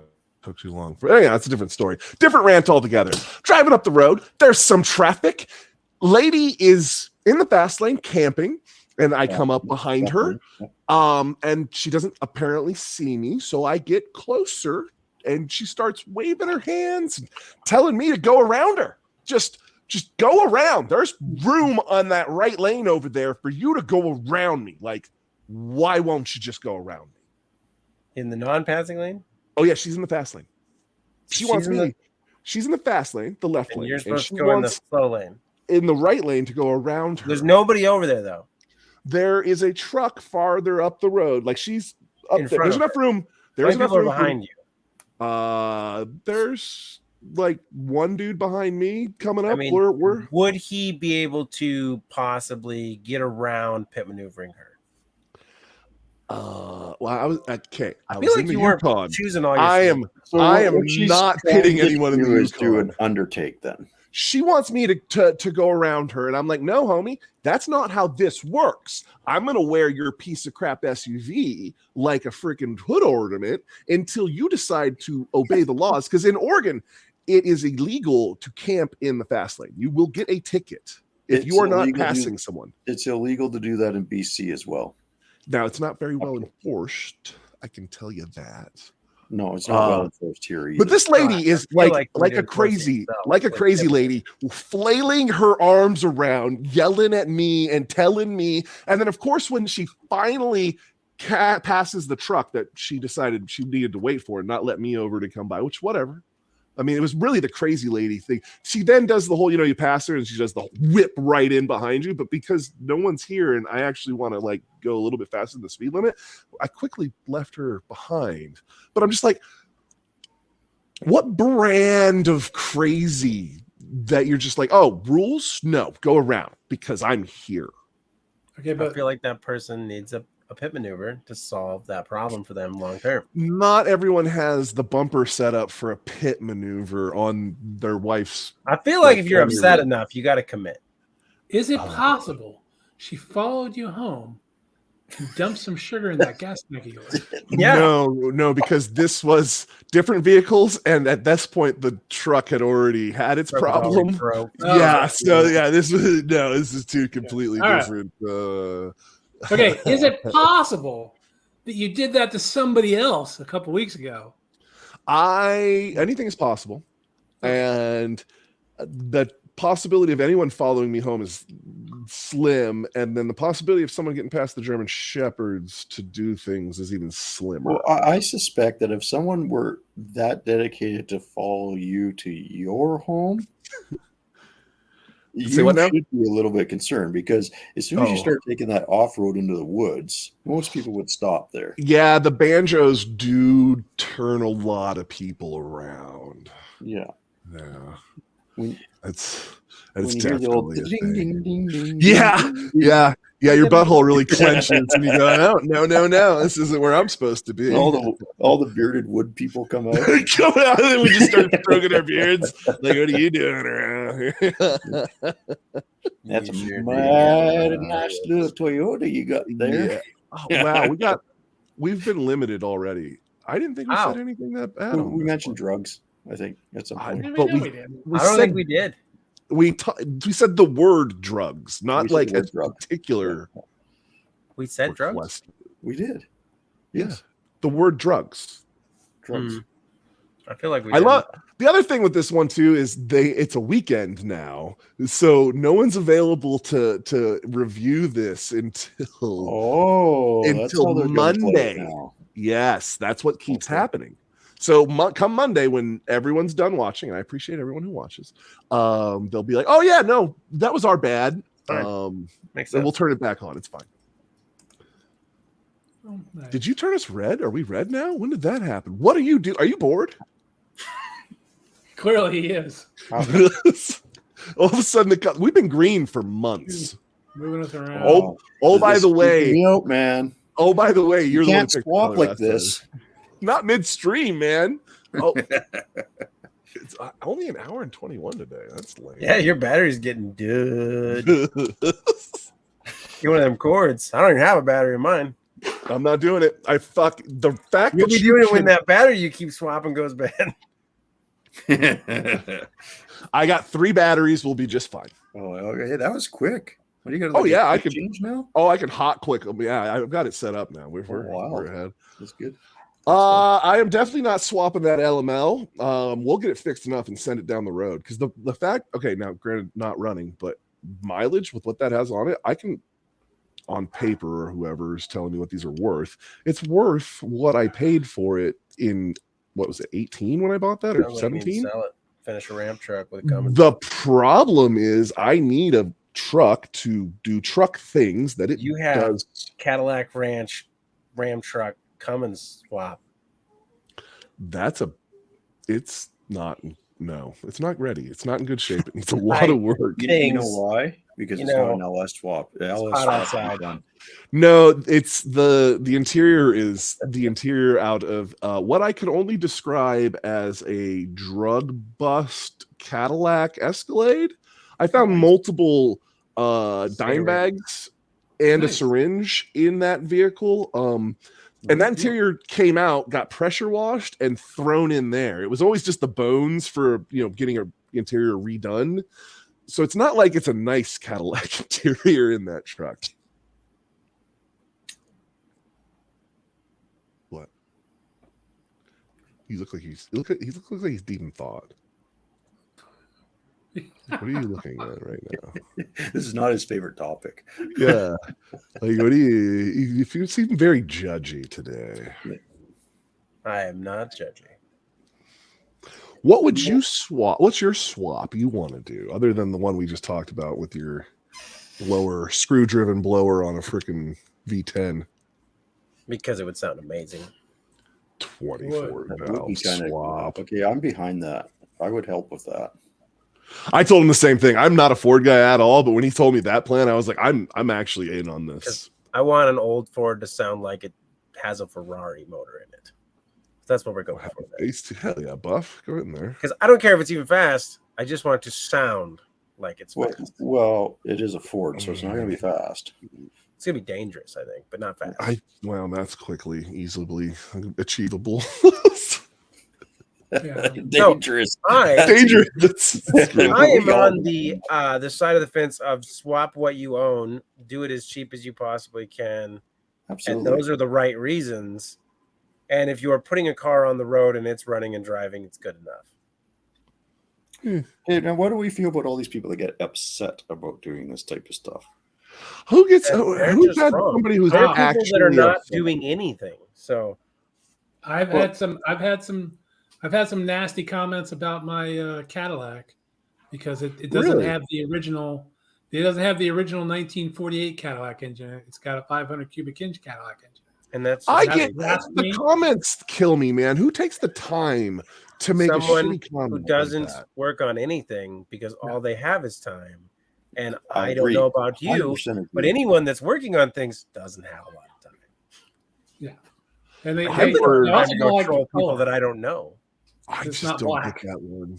Yeah, it's just Yeah. that's People the out comment section ones are. It Always goes even wild. further than that. You can put a 350 Chevy exactly where a 350 Chevy was, and because you painted it blue, or it is blue because it came out of the wrong year, and it was originally supposed to be orange, somebody will say, why did you put a blue small block in that year of vehicle?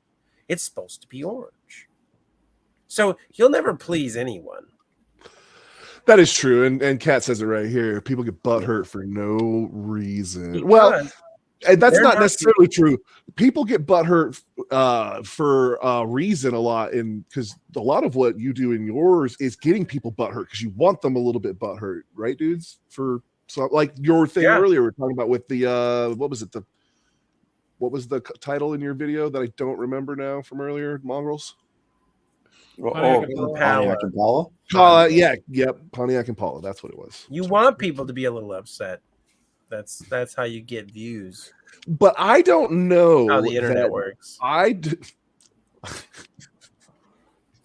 mean, I got a whiteboard. I can draw you a map. Well, I'm not going to argue. Wait a minute. Seems to have something figured. I think you're onto something here. You just need to make like the reaction videos, like that one dude who would just do but you just need to like break down the this is what you really do type thing. Well, I'm still entertained on that one video I did where I was kind of emulating dudes a little bit. Oh, that was funny. I was waiting for how it took so long for someone to finally comment on that. He doesn't read the Discord, so Mongrel's got a comment saying that he was copying dudes with wrenches and that he should just make original content. Hold on. That was funny. I gotta pull this up. That's not good. Who is this dudes with wrenches mouth breather we speak of? It was bad 66 Chevelles. Yep. Never heard of him. He doesn't even comment on my stuff. This dude is copying dudes with wrenches. Buddy, don't be a copycat. Do your own thing. Gotta be different. Can you see it? Boom. You can enhance. I'd look. I cannot enhance. This dude is copying dudes with wrenches. Buddy, don't be a copycat and do your own thing. There you go, dude. Never heard of that guy. For you. I guess I'm somebody officially. You're somebody now. Oh no, he's definitely somebody. We talked about it. Well, I don't know if I said it on here, but my wife had a guy in her chair. She cleans teeth, and yes, you did tell that story. I tell that story. So yeah, you're at least known in Oregon. At least one person, anyways. Internet fame is bliss. Yes, that's true, Kat. Yeah, got all that internet cash. Oh, that sweet internet money. Sweet internet monopoly money. I would buy that, Buff. I'm sure he's got a treasure trove of things stashed around to go see. I still want one of the Tri-5s. I'm surprised he's actually selling stuff, but I don't think you own any of the Tri-5s, do you? Or do you own a couple of them? Two of them. Okay. Realistically, you just got to go down there and like get him to give it to you because I feel like you have to show up at the trailer and be like, "You're going to sell this," and he's like, "Yeah, I don't know," and then you give him money and you just take it. And he's like, "I guess." Like I feel like that's how that whole transaction goes. You think that's how it would go? Okay, Yeah. I'll keep that in I mind. like money. he's gonna tell you the whole time. He's gonna be like, I don't know. I think we've established that. I probably can't. He's gonna have 100 excuses, but if you just like take his hand and put money in there and be like, yeah, he'll probably go get the title. Probably. Well, I'm probably like, oh man, money's way easier to store. No, it's not though. It seems to disappear easier. Hopefully that thing will come through with my guy in Utah, and you'll get yourself an 80 by. I knew once you actually saw what that. Was the size? You sent me that picture, and I'm like, that doesn't look like a very big building. I don't know. I didn't hear anything back from him. I sent you the picture of the conversation with him. Did you read that? I did not. Oh my God. He's waiting to talk to the people and find out. It talked about they're just taking the bolts out of the steel and leaving like all the outer skin on pieces, I guess. On the structure? I don't know. Read the message I sent you and see if you get anything better. I'm going to need you to play middleman here, and you're doing a bad job at it. I am totally not trying to play middleman for you getting a building. You're the middle guy. You're not getting paid for this. Step up. Yeah, do a better job of getting me a free building. It's not free.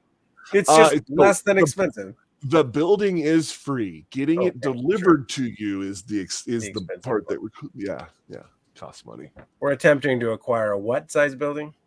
We don't know exactly. There's 5 or 6 different buildings, steel buildings on a base somewhere in Utah. By 100. He said 80 by 40 was one of the numbers. That's pretty big too. That's a good size. I'd like that.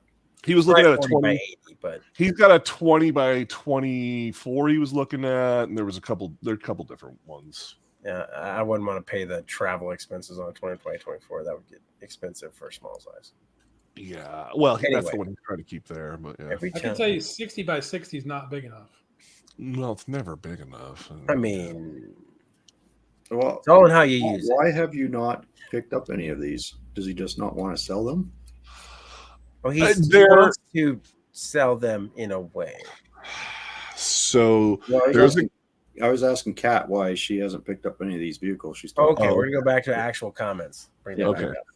We're back and forth. Sorry. Yeah, I thought we were going back to that, so I put that back down. For those listening, the comment says, every time I go out to my buddy Greg's place, it drives me nuts. There are 4 Tri-5 Chevys, a 57 short box, step side, 66 Impala, 60 Chevy Brookwood, and a bunch of others. Okay, real quick. I could have swore that said 57 Chevy shitbox. It probably definitely is at this point if it's been there for the next 30 years. It was the last 30, not the next 30. Do you think it's not going to be the next 30? I feel like it's going to return to Earth as its raw form elements in the next 30 years if it's going to continue to sit there. He's going to pull a Titanic. Yeah, I feel like. Funny thing is, that does, and I am a collector of cars, doesn't make me upset. If somebody owns the car and they want to return to Mother Earth. Yeah.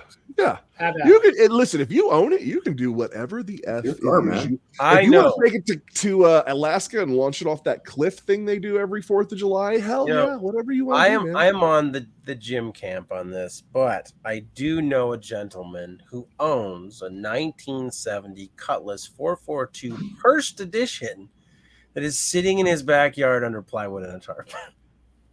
And that is a $200,000 car. No. I'm not saying that was a $200,000. It would be a $200,000. Current state, it's worth that. If the VIN plate still has numbers, it can become that again because that car would be replicated from the plate back. I'm not saying you don't go to your friends and say, "Hey, can we get the car under maybe better cover or something? I know you're going to restore it someday, so maybe let's get it someplace where it doesn't get completely destroyed." I mean, I'm not saying you don't do that. I'm just saying if they're just like, "I'm not selling it, screw you," okay, no problem. Oh, we know all about hoarders here, Kat. We all have a touch. Collector of all things. No, we discussed this. We had a whole episode about this. On it. I think it's one of the better episodes too, to be honest.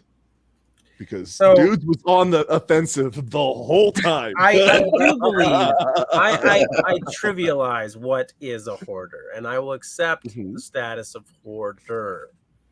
But I think the classic idea of hoarder, people that refuse to get rid of anything because they just can't cope with the idea of selling things, I don't fit into that criteria. I've sold things for Definitely not. At certain times you do and don't. Yeah. Like you go in and out of Crazy Cat Lady. You know, I'm not selling any of these. I need more of them, or I need to go buy 3 of the same car because I have the whole set. And then you're like, I'm going to sell it all. So like, I don't have the wagon. Shots fired. Plan on getting the wagon. Shots fired. Oh yeah, shots across the bow. You know me. I don't care. No, I don't think it was across the bow. That was right into the ammo bunker, buddy. I have decided recently, again, probably later again, but what do you think about a rat rod convertible? I'm game. Yeah. Like no paint, just different colored fenders, just no top. Who cares? Drill holes in the floor so the water. What kind of convertible? Just. Well, I have a '67 Galaxy convertible. Oh. And you want to rat rod it, Jeep it? I just want to do nothing to it but make the brakes work and the motor run, and just be like, ta-da! I saw an interesting kind of version of that at Chuck Carlisle. I think people will hate it, like with a passion. But you go get those plastic grandma couch covers. Wow. You know, you put them on it to cover the seats. So you get the plastic. To cover the springs because there's no seats left. Yeah. You know, like a see-through plastic seat cover. See-through plastic seat cover. Oh, yeah. That's actually not a bad idea. Oh, wow. That's a hell of a project there, Fox. My long-term project idea. Willys L134 on a Model A chassis standing mile race car.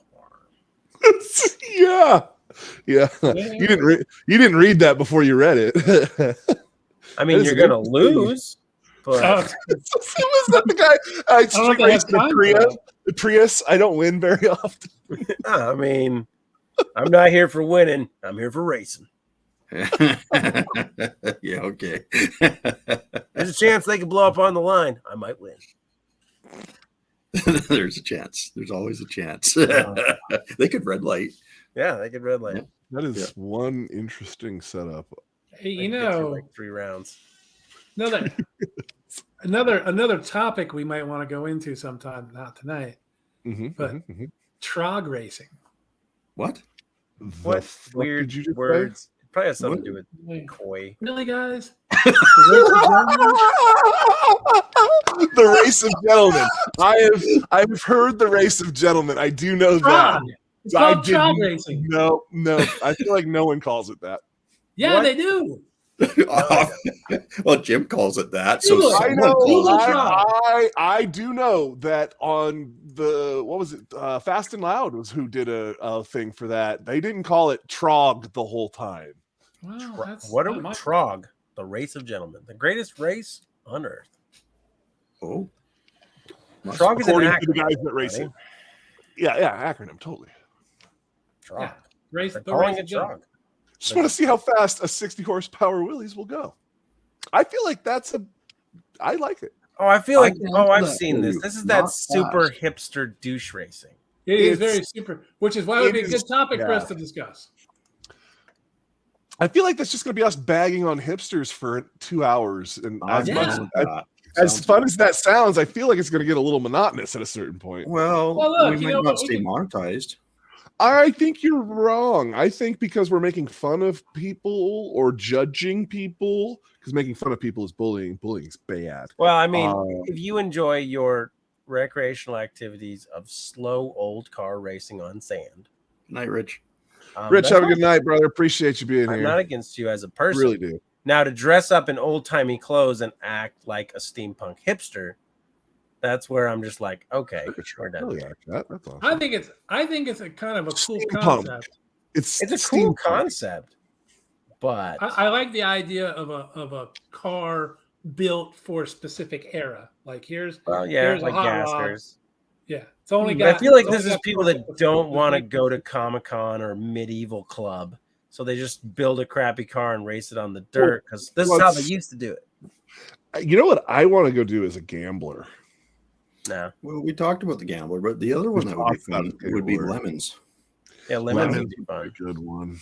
Lemons would be great. I think we should do. So what's the buy-in limit on lemons? So okay, let's do let's do the topic about these events, like the No Name Nationals or Zip Tie Drags or Le Mans or any of those. Let's do an episode where we talk about why are drag and drives so cool all of a sudden. Why is everyone going? What's the new thing? I don't know. What do you think about that for an episode idea? I think it'd be great. I think it opens it up a little bit. What? I think it would swap things up a bit. Yeah. You got to finish this one before you start talking about the next one. We're in the last 20 minutes of this episode. You've already given up. That's how bad this swap. I don't even believe in swaps. I don't even believe in this episode. Well, so see, I told you he was not into it. You could tell. Well, he's doing the. Did you read the description in this one? Everyone knows where I stand on the swap category. We're team swap it over here for something cool. I made it obvious where I stood on it. I don't know. You gonna swap that diesel? Are you feeling ganged up on? I don't. He does. He feels very 3-on-1 over there. Okay, I'm gonna let me 5-on-2. I don't care. Let me help out too here. Take you all on. I do have a freshly rebuilt 350 small block Chevy that's going to go in my 65 El Camino at some point. I have no intention of putting an LS motor in that El Camino. Why? Because I don't want to. The Axis and Allies. Oh my. Okay, dude. So you're gonna have to read this one. I like that. Or a Willys engine in a VW with a Toyota transmission and an MG axle, and call it the Axis and Allies. I mean, you would have to explain that to people because they'd be like, "What am I looking at?" You don't think there's a lot of history buffs out there that are going to get this? I don't think people are going to walk into that car show and be like, "Come over here, but look at this. This guy." They look at this VW. Look at this VW thing here, and then this Toyota transmission is connected to this MG axle, and he's calling it the Axis and Allies. This guy's a genius. No, I don't think genius would be the word they'd be using. He's got a mustache. I don't know what that's about. I feel yes, it's this really weird hipster mustache thing is coming back around. I think it has to be in a Willys, and you got to paint the front grill like Hitler's mustache. Oh, and it's also a Willis. And we're demonetized. Yeah, definitely. That definitely got us. Well, we were wait, we were already demonetized. We were already there. Yeah, let's not get ourselves here. Somehow that happened early. Well, yeah. Fox. Yeah, there you go, Fox. That's it. They actually right now sell a turbo kit on Summit for a Ford 300, so you can make 500 horsepower with it. Really? 3-on-1 giggity. No, I don't feel grouped up on or challenged in any way here, because the reality of it is, do what you want with the motor you have and enjoy the car you have, regardless of what you put a Brazilian diesel motor in it. It doesn't matter. The people so you're that care either I way. will completely stand behind dudes on that. Completely, 100%. The problem is the people that care. Do what you got with what you have. Period. You just get it back on the road. The as long as what you have is an LS motor. And then explaining to others that it's the only thing you should be doing is the problem, and that's what's created the hate in the See, I don't know who I still want to know these people that tell you have to do an LS swapping and things, because if money is not an option, like you said, you put cool motors in things. That's why I think the cost is the most important part for a swap. This is factual. So dudes is into Brazilians. I actually I didn't want to let the cat out of the bag, but he's done it now. So he's a full Brazilian kind of guy. Purely original. They should be original. I mean, you should leave them alone. You should let them rot back into the earth. They should go back to original minerals. There you go. No, get out Have of you here. ever seen the? They have break you ever all seen the time. guys? Have you ever seen the guys that will argue in comment sections and online forums that it should be original because the engineers knew what they were doing? Oh, new Well, I mean, best. they did. Yeah. For the time, it's called I'm not saying hindsight. the engineers didn't know what they were Hindsight doing. is but hindsight's 2020, and I bet you Yeah. 90% of the time they'd be like, "Yeah, if I knew what I know now, I'd do it a little bit different." Look, those same Well. engineers make it differently the next year, and then they make it differently the year after. Well, and Yeah, they that's make it let's called talk about engineered that. obsolescence.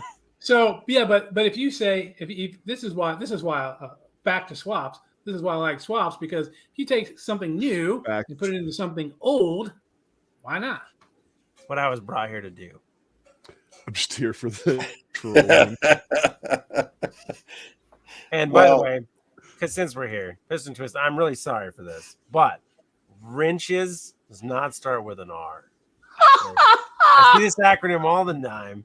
He's been out in the East. I'm too not long. sure what people think wrench starts with. I mean, I thought you were Canadian. I mean, it could be Spanner. I mean, it could be DWS. I mean, all right, moving on. It's just spanners here. I see it a lot, and I wonder why. But hey, there we are. Listen, because DWW is weird looking and it doesn't look right. Yeah. I'm gonna need you to get better acronyms for your channel, like WTF. I can't remember what I found under DWW. There was one of them I found that was like Empowered Women Wednesdays or something. I don't remember. Wait, DWW in what? Yeah, like it has its own thing. I would have expected some sort of open source dictionary, like Urban Dictionary type. So DWW is Drinking Water Watch is one of them. What does drinking water watch mean? People watch people drink water. What? Oh, it's just like pedal pumping. What? No, there's a guy that just drinks water and he has millions of followers. Well, so this dude's been showing me NPCs. Have you heard about social media NPCs? You're going off topic. Oh, that's what this show is, and screw you. You did this to me. The fact that I even know about this is because of you, and you can't unknow. So no, sir. Popcorn, Let's popcorn. watch the fireworks. Here we go. He sends me the weirdest crap to I just watch. want you to know what's in the world around you. Yeah, it's stuff like I have known. Yes, this chick, she just says like NPC things out of video games to the screen. Oh, okay. And that's what she does. That's what she does. She makes noises and she goes, popcorn, popcorn. What? I watched a guy talking about Yeah, look it it and up. had to turn off the video because he sends me the video and it's a No, guy no. talking about how weird this is. And I'm watching it going, it's so weird. I can't watch you talk about it. It's that weird. I liked it. The one lady that had Tourette's. That was a good one. I watched her channel a few times. There's actually people that have gotten in trouble because they act Yacht like they have 500. Tourette's Ooh. for the internet, and they don't. Oh, yeah, Right. because that's like blackface, essentially. Well, But it's not I that don't Oh, bad. know if I'd Oh, say no, that. it's totally like that. Because I mean, yes, you're upsetting the Tourette's people, but they're a little Well, less violent. Are they? I don't think you can. I don't think you upset the Tourette's people. What are they going to do? Swear at you? I mean, they're not going to be happy about it. So And you you won't can't even tell know. if you've upset them or not. You'd be like, "Are they Well, upset?" he has firsthand knowledge. He knows. One of my best friends. Oh, have exactly. Tourette's. You guys have met him. If you're in the Marines anyway. Oh, if the Marines been into some things with that lately. No, I was no. actually. Oh, It's tactical paint. Come on now, you're a Navy SEAL guy. Come on. I wasn't thinking about that way. Okay, Yeah. sure. Yeah, sure. So you didn't get seen in the dark. Stop. That reminds me of my social instructor I had in high school. Nope. Not with 8 minutes left. No, I'm not letting. Nope. On to a different topic. You're Talking about Alice Marines. in Wonderland and the Cheshire Cat there, or whatever the heck it's Yeah, called. yeah. It's just the You see wrong rabbit hole. The smile. Get out of here. I don't know what you're going on about. Jesus. The dark comment. I'm crying. I have a feeling I've already requested that we should have monetization turned back on. I really need to stop doing that before. when I push the button, it's saying I am sure we've been complying with the standards of YouTube. I believed it then. However, now I am not so sure. Maybe anymore. after the Jeep comment and I thought about it, the Jeep comment, but I thought we were maybe, but no, yeah, we might be okay. But now we've just gone. We're done. We're gonna find out. We'll know This by Monday afternoon. Translated into text is meaningless. Oh, Okay. sure. I thought about maybe that's what I need to do is turn that off so they stop actually, seeing every word that Then it flags words.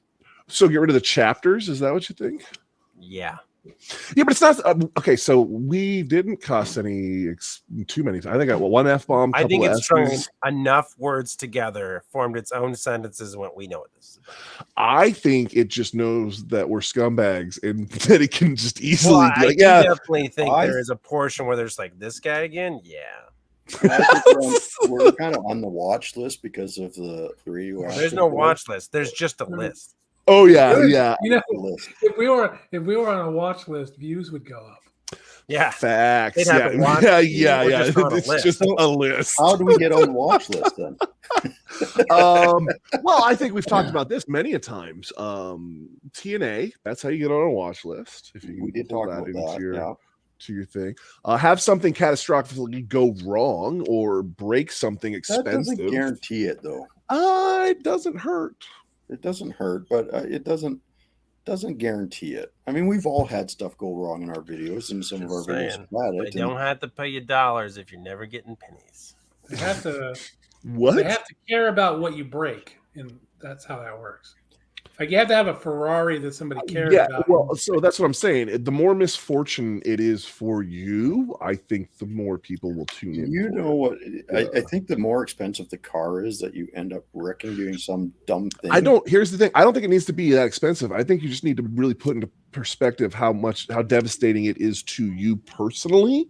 Like, and I think you always see the Mustangs, which we recently had one going to the light pole up here. I think Kat was there to see Why that. is there so many videos about that? But then you see the ones with the Corvettes and the Ferraris and the Lamborghinis, and those things get millions of views. Yes. Some guy trying to do a donut in his Corvette, and then he smokes another vehicle or something stupid like that. Well, yeah, it's true. I mean, because we've seen one Mustang, you've seen them all. There's a lot of Mustangs. And the Mustangs still get good views, but they don't get as much as like the high-end cars that do stupid stuff like that. Because we've all seen the we see a Mustang leaving a crowd of people. You expect it to be on this roof in the ditch or in a light pole or something to that. He's not wrong. That light pole came out of nowhere, bro. They just put it there. Just put it there. New kind of lighting. It wasn't there before. I have slid through this particular freaking median so many times, and it was fine until they put that light pole there. Man, that light was blinded by my headlights. He just stood there. Yeah, it's just looking for a crowd. It's got to be something to do with the handling, because when those things break loose, it just wants to whip them around. It's about where the RPMs to powers comes in. Is that what it is? It's not a. They've done the science on it. Yeah. The power band is where people can't handle it. No, it comes in and then it comes in, and then they just let out and hit the brakes. The one that she goes talking about here, that was a supercharged Mustang. So I think what happened is the boost probably hit a good boost level there, and you're just compounding it with supercharger. Well, I guess this is what I don't understand. So my Z, the burning the tires and kick it sideways is literally what you do. Rex horses.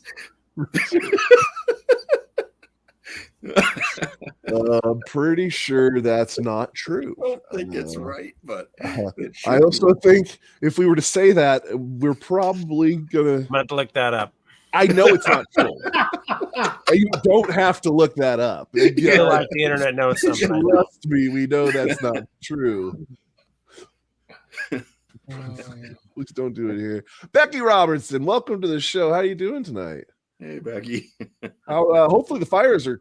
She's had some real bad fires going up by where she's at, so I'm hoping that is. Somebody needs to write that down because I feel like it's an Urban Dictionary add-in.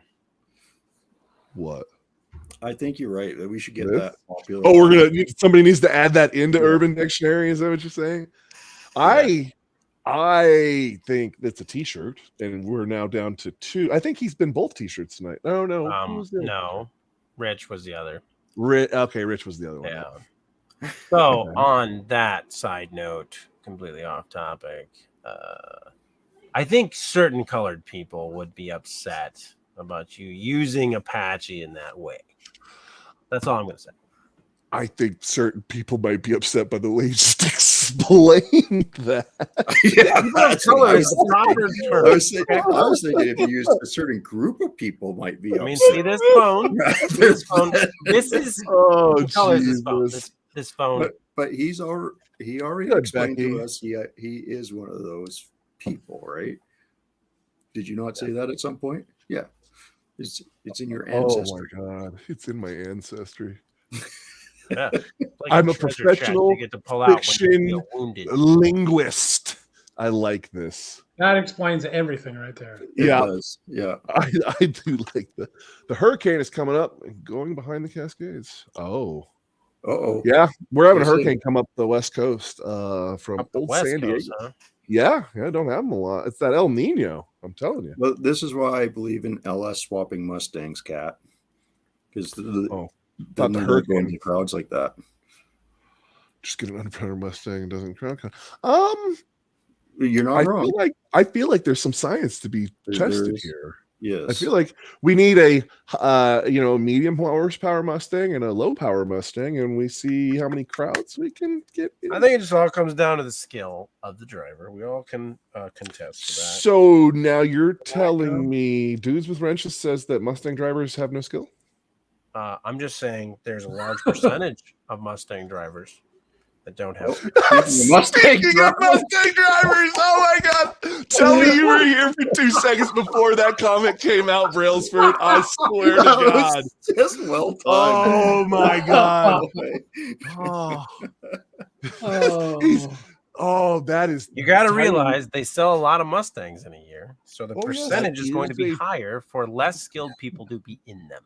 That is the same problem we have with Can-Ams. The numbers they sell a ton of these Can-Ams. They're very high horsepower, and people wreck the crap out of them badly because anyone can go get financing. Hey, he's not wrong. He's not wrong. You still can't find a cheap one though. Graduated racing school, damn it. And that's exactly what you have to do as a Mustang owner to handle those horsepowers. He's not wrong. I mean, there is people that have no business with 400 horsepower. Yes, exactly. Yeah, I'm one of them.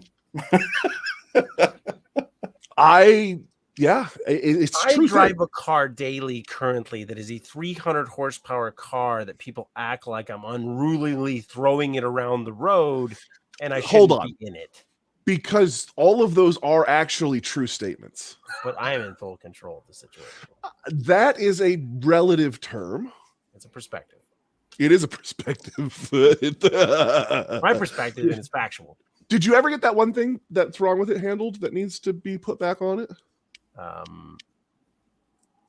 No. Yeah, okay. No. Okay, cool. It's fine. Go. Oh, we get cyclones or tropical storms, not it's like we don't get tornadoes all the time. We get straight line winds. Is that what they call that? Yeah. It's when they don't spin and they just knock everything down, big flat line. Well, we get that here too. We even but occasionally get a tornado as well. I came here to not get hurricanes out here because they don't do that here. And now you got to get more inland if you don't want to see hurricanes, Mister. I live on the coast. I don't live on the coast. You live on the coast. The coast is an hour and a half away. You live on the coast. Oh, get out of here. Yeah. Okay, Hawaii. We don't live on the coast. Oh, have you seen Hawaii? Have you seen the fact that lasers burned Hawaii down? Oh, you're one of those. No, I'm not. That's the problem. Okay. What? You ever heard of the 2-bit Da Vinci? Have you heard that dude? No. He does like a YouTube channel where he kind of talks about conspiracies with things like this.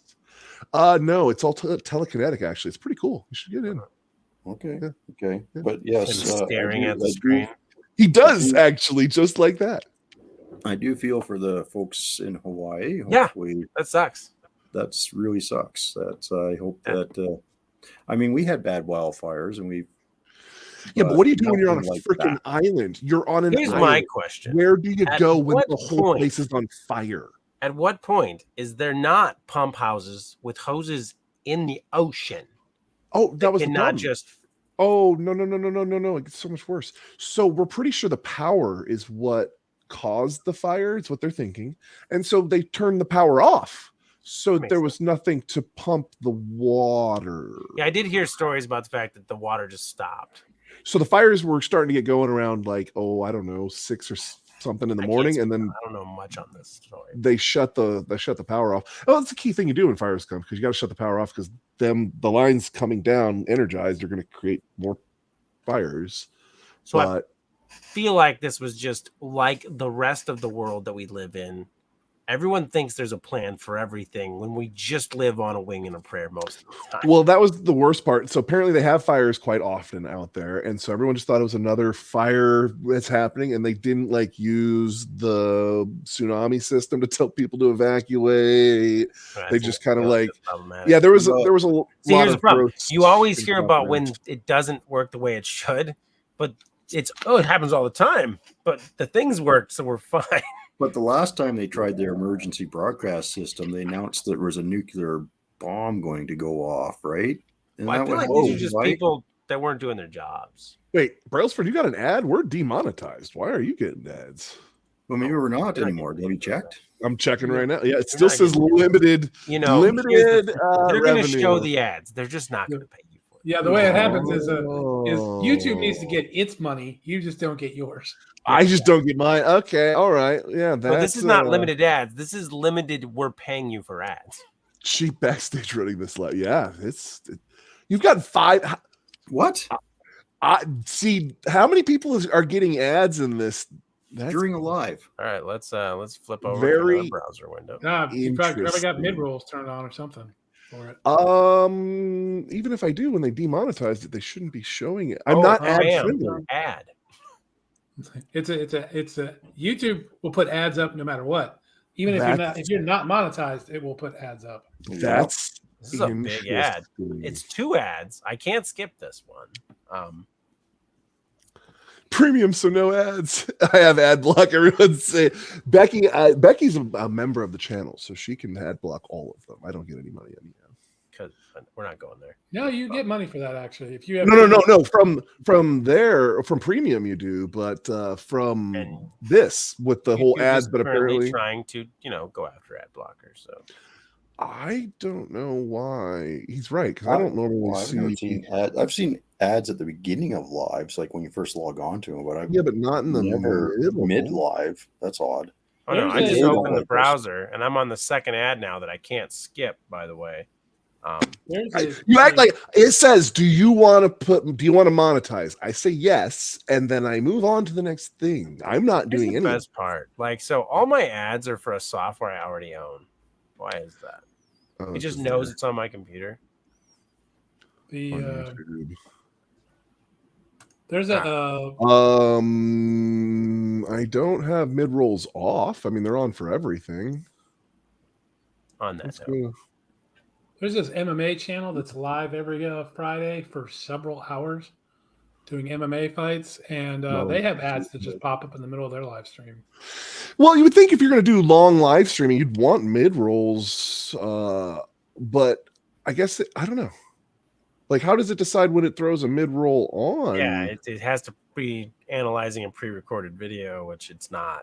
So no, because I know it'll throw mid-rolls on after it uploads, but again, we're not ad friendly right now. So why is there anything on here?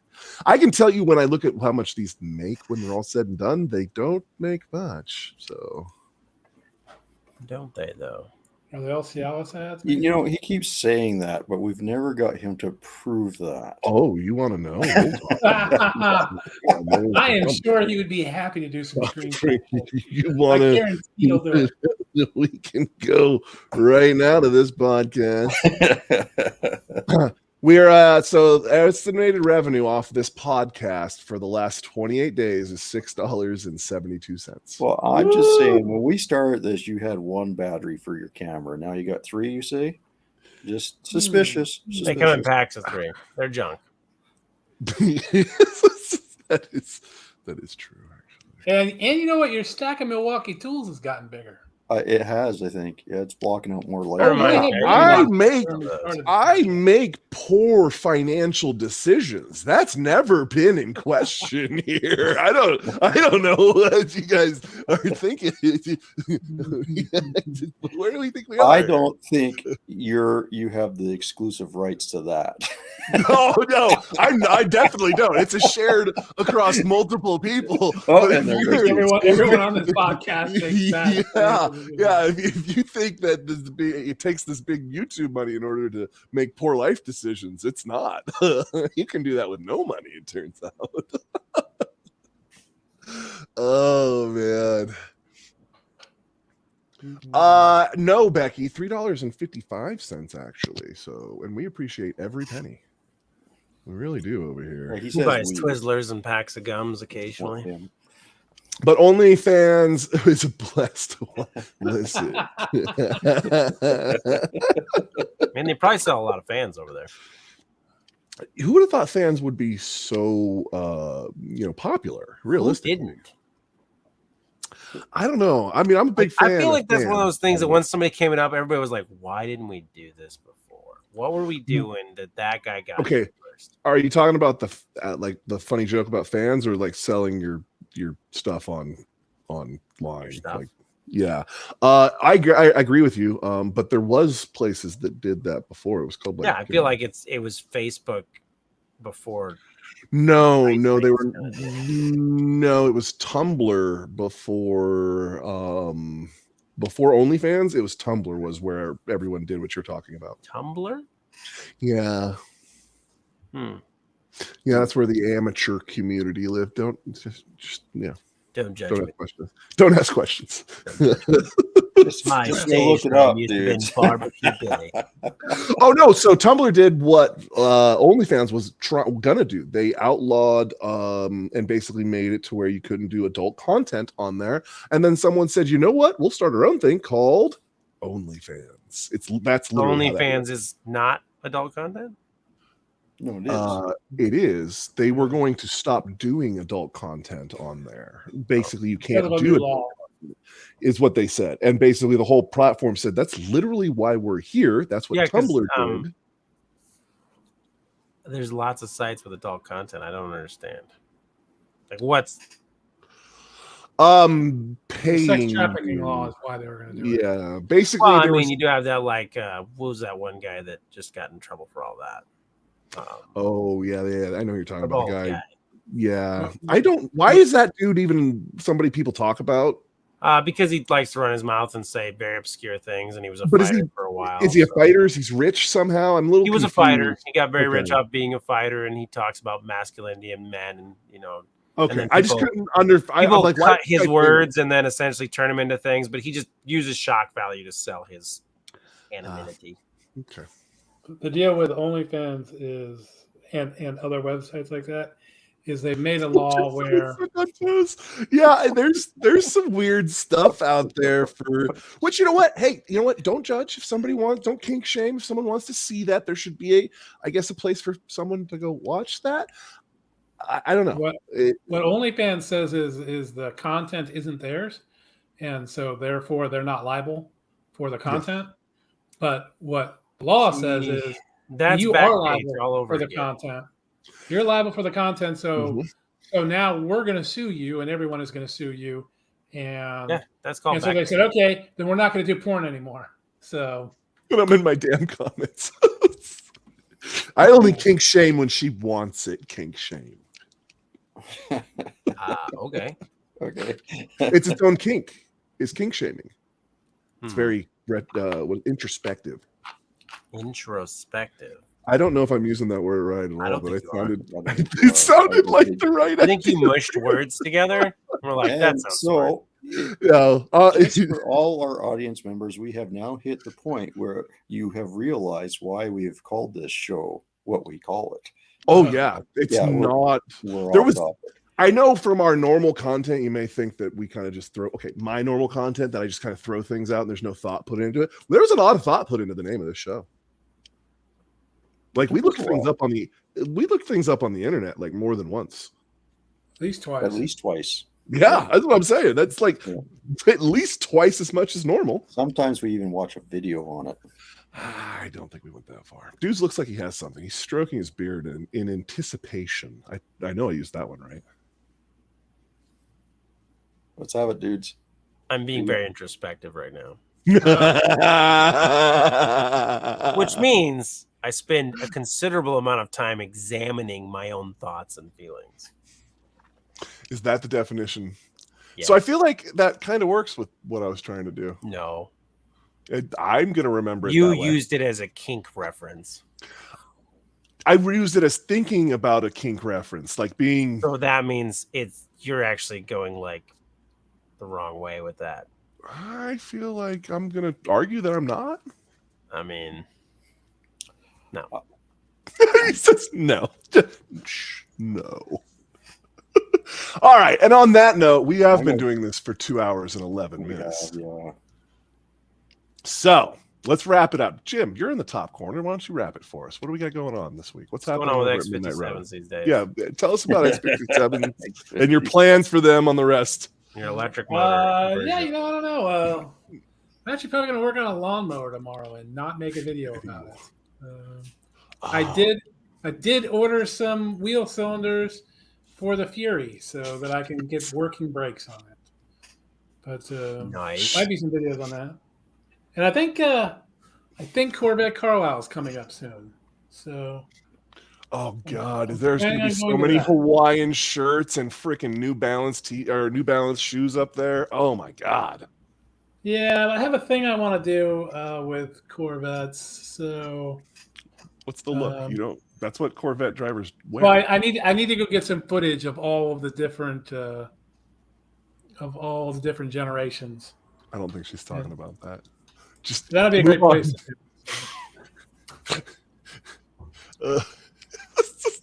The comments down here. So Swap the wheel cylinders. Okay. All right. Corvette Carlisle. Yeah, it's in 5 days. So All right. that's Okay. that's pretty much all I'm doing. are you gonna go up there and come back down again like last time, or what's the? Yeah. You going up Friday? Yeah, I'll go up. I'll go up Friday and come back Friday. It's Okay. It's only a few hour drive. No big deal. Up back. Dudes does not approve.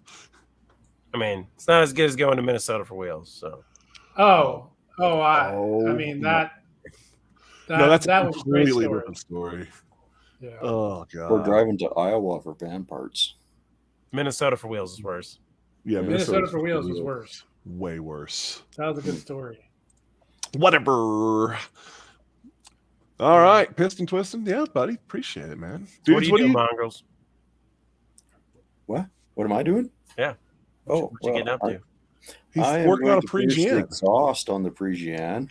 Yeah. Like start on the suspension, finish off the fuel system, and maybe actually try to work on some videos. But I'm really fairly focused on the car itself because that's kind of the more important thing if I want to take it down to No Name Nationals. I'm getting totally Brady Bunch Hollywood squared here.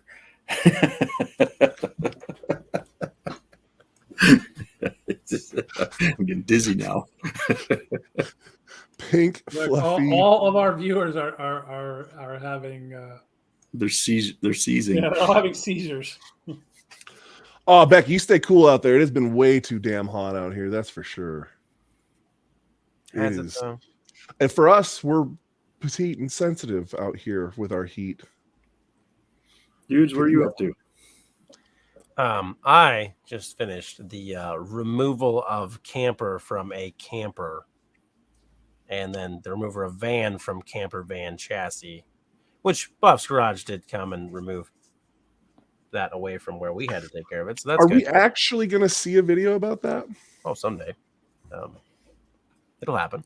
So we have this perfectly good small block Chevy that we're going to do a swap with that is now coming out of a low mileage camper van and going into potentially an Oldsmobile, but that's to be seen. Mongrels, can you convert this to real temperatures?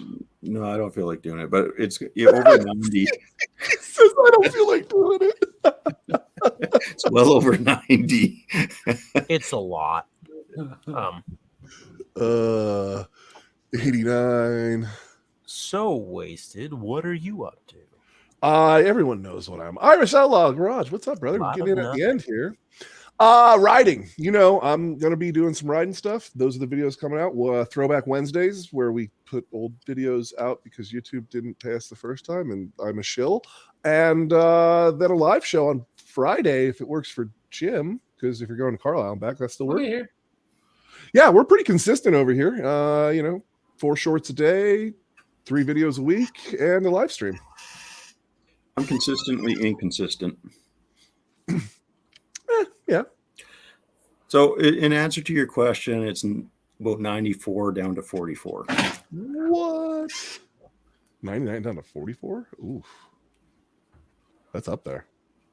On the beach, campground for the week. Hell yeah. So Brailford's loving some beach life. Weather should be decent out on the old East Coast too for him. That's good. I've never been a big fan of the beaches. Yeah, Really? there you go, Piston. You nailed it. That's exactly what it was.